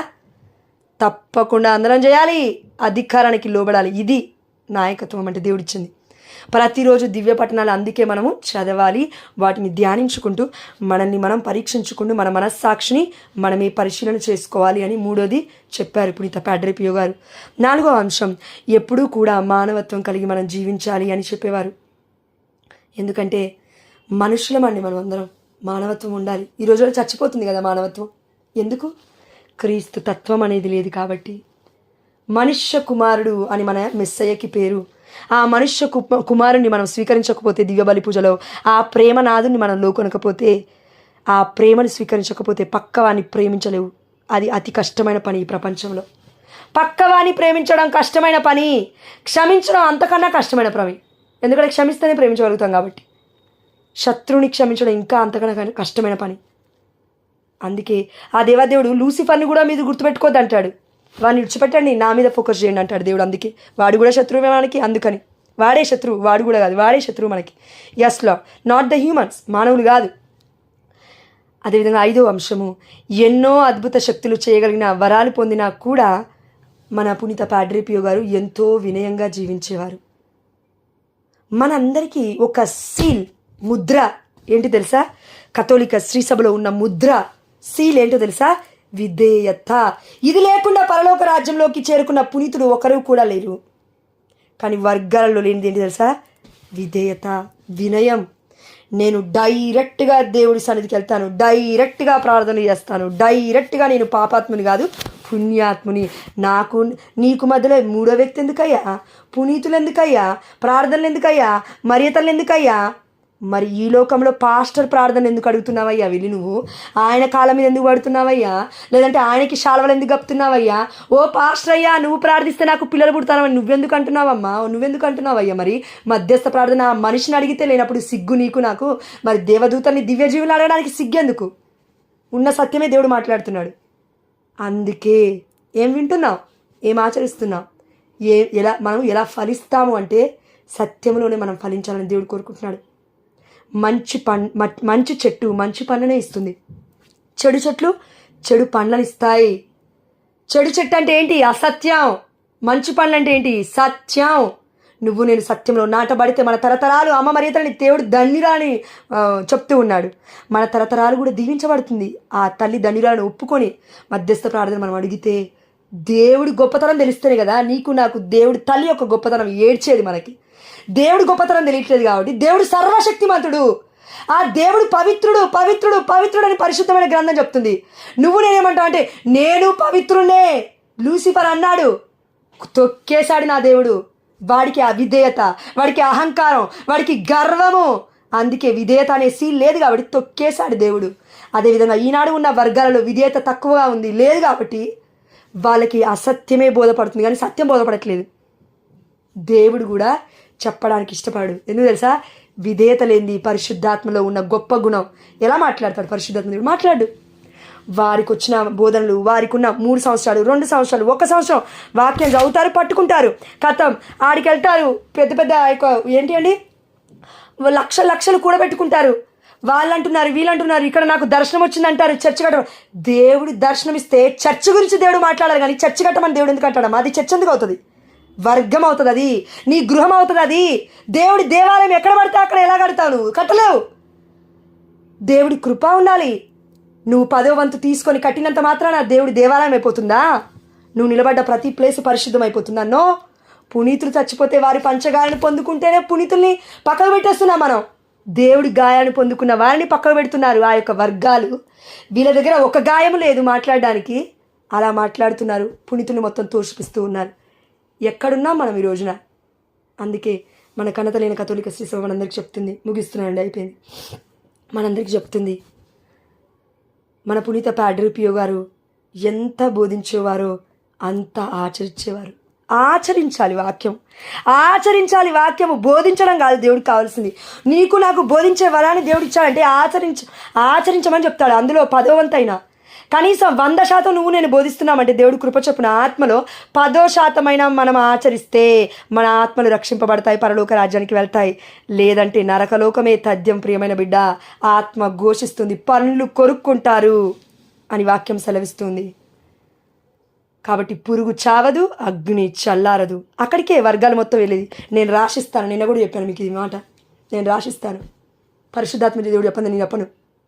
మార్టిన్ లూథర్ గారే నరకలోకంలో ఉంటే మార్టిన్ లూథర్ గారిని ఫాలో అయిన వారు నరకలోకంలో కాకపోతే పరిశుద్ధమైన పరలోకంకి వస్తారా? పరిశుద్ధులు పరిశుద్ధులు పరిశుద్ధులని కొనియాడాలి దేవుణ్ణి. అక్కడ నేను పరిశుద్ధుని, నేను పరిశుద్ధుని, నేను పరిశుద్ధుని కొనియాడొద్దు. అక్కడ దేవుడు తొక్కేస్తాడు. విధేయత ఏది మనలో, అనుకువ ఏది మనలో, వినయం ఏది మనలో. అయ్యా నేను పాపాత్మురాలయ్యా, ఈ పాపి ప్రార్థన వింటావా అయ్యా, కనీసం మరియ తల్లి ప్రార్థన ద్వారా వినయ్యా. అమ్మ పునీతురాలు కాబట్టి. నీతిమంతుడి ప్రార్థన మహాశక్తివంతమైనది. అబ్రహాం గురించి మాట్లాడతావు, మోషే గురించి మాట్లాడతావు, స్త్రీల గురించి మాట్లాడతావు, ఎంతోమంది గురించి మాట్లాడతావు, ప్రవక్తల గురించి మాట్లాడతావు, లేదంటే ఇంకా వేరే వాళ్ళ గురించి మాట్లాడతావు, నీ తల్లి గురించి మాట్లాడతావు. ఓ వర్గస్తుడా, నీ యొక్క తండ్రి గురించి మాట్లాడతావు. నా తల్లి నా తండ్రి వల్లే నేను ఈ స్టేజ్ మీద నిలబడ్డాను అంటావు, కానీ చర్చ్ వల్ల నేను నిలబడ్డాను, కథోలిక శ్రీసభ వల్ల, పునీత పేతురు ఆ యొక్క అధికారం వల్ల నేను నిలబడ్డాను ఎక్కడైనా చెప్పావా నువ్వు? దేవుడు ఎన్నిక లేనిది నువ్వు నేను ఎక్కడా? దేవుడు ఎన్నిక గురించి మాట్లాడమంటే తల్లిదండ్రుల గురించి మాట్లాడతావు. సెల్ఫ్ డబ్బా కొట్టుకుంటావు 24 గంటలు.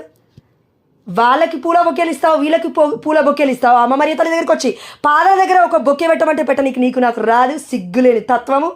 దేవుడు బాధపడు ఎందుకు? మరియ తల్లిని పూజిస్తున్నావు అంటావా? మరియ తల్లిని పూజించడం తప్పు కాదు. భయపడద్దు మీరు చెప్పడానికి. ఎందుకు తెలుసా? నువ్వు తల్లిని పూజిస్తావా లేదా? మా అమ్మ నేను పూజిస్తాను, నేను మా అమ్మని పూజిస్తాను, మా నాన్నని పూజిస్తాను. నేను వాళ్ళు చచ్చిపోయి నాకు పూజించడం కాదు, బ్రతికున్నప్పుడు పూజించడం నేర్చుకోవాలి. పటాలని పెట్టుకొని పూజించడం కాదు, అది వేస్ట్, వ్యర్థము. కానీ ఆ దేవదుడు చనిపోయినా నా బిడ్డలు జీవవంతులే. అందుకు మరియ తల్లి యొక్క ఫోటోల దగ్గర, ఏసయ్య ఫోటోల దగ్గర, లేదంటే మన పునీతుల ఫోటోల దగ్గర, స్టాచ్యూస్ ప్రతిరూపాల దగ్గర, స్వరూపాల దగ్గర మనం కొనియాడుతున్నాము. వారి జీవితం ఎంత ఘనంగా ఇంత గొప్పగా దేవుని చూపిస్తుందని చెప్తున్నాం. సిగ్గెందుకు నీకు నాకు? వాళ్ళకు ఉండాలి సిగ్గు ఆ ప్రశ్న అడగడానికి.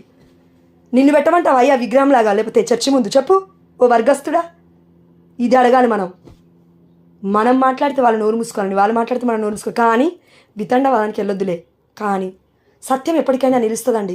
కానీ కొంచెం టైం పట్టిద్ది, కొంచెం కాదు చాలా టైం పట్టిద్ది. ఎందుకు తెలుసా? అసత్యం పాకుతుంది పాములాగా. సత్యము మెల్లమెల్లగా మెల్లమెల్లగా మెల్లమెల్లగా వెళ్తుందండి, మన ఆ యొక్క తాబేలులాగా. కానీ చివరికి గెలిచేది తాబేలే, పాము గెలవదు ఇప్పటికి కూడా. ఎందుకంటే సత్యం అండి ఎవరు కూడా స్ప్రెడ్ చేయరు, సత్యాన్ని ఎవరు కూడా ప్రకటించరు ఎక్కువగా.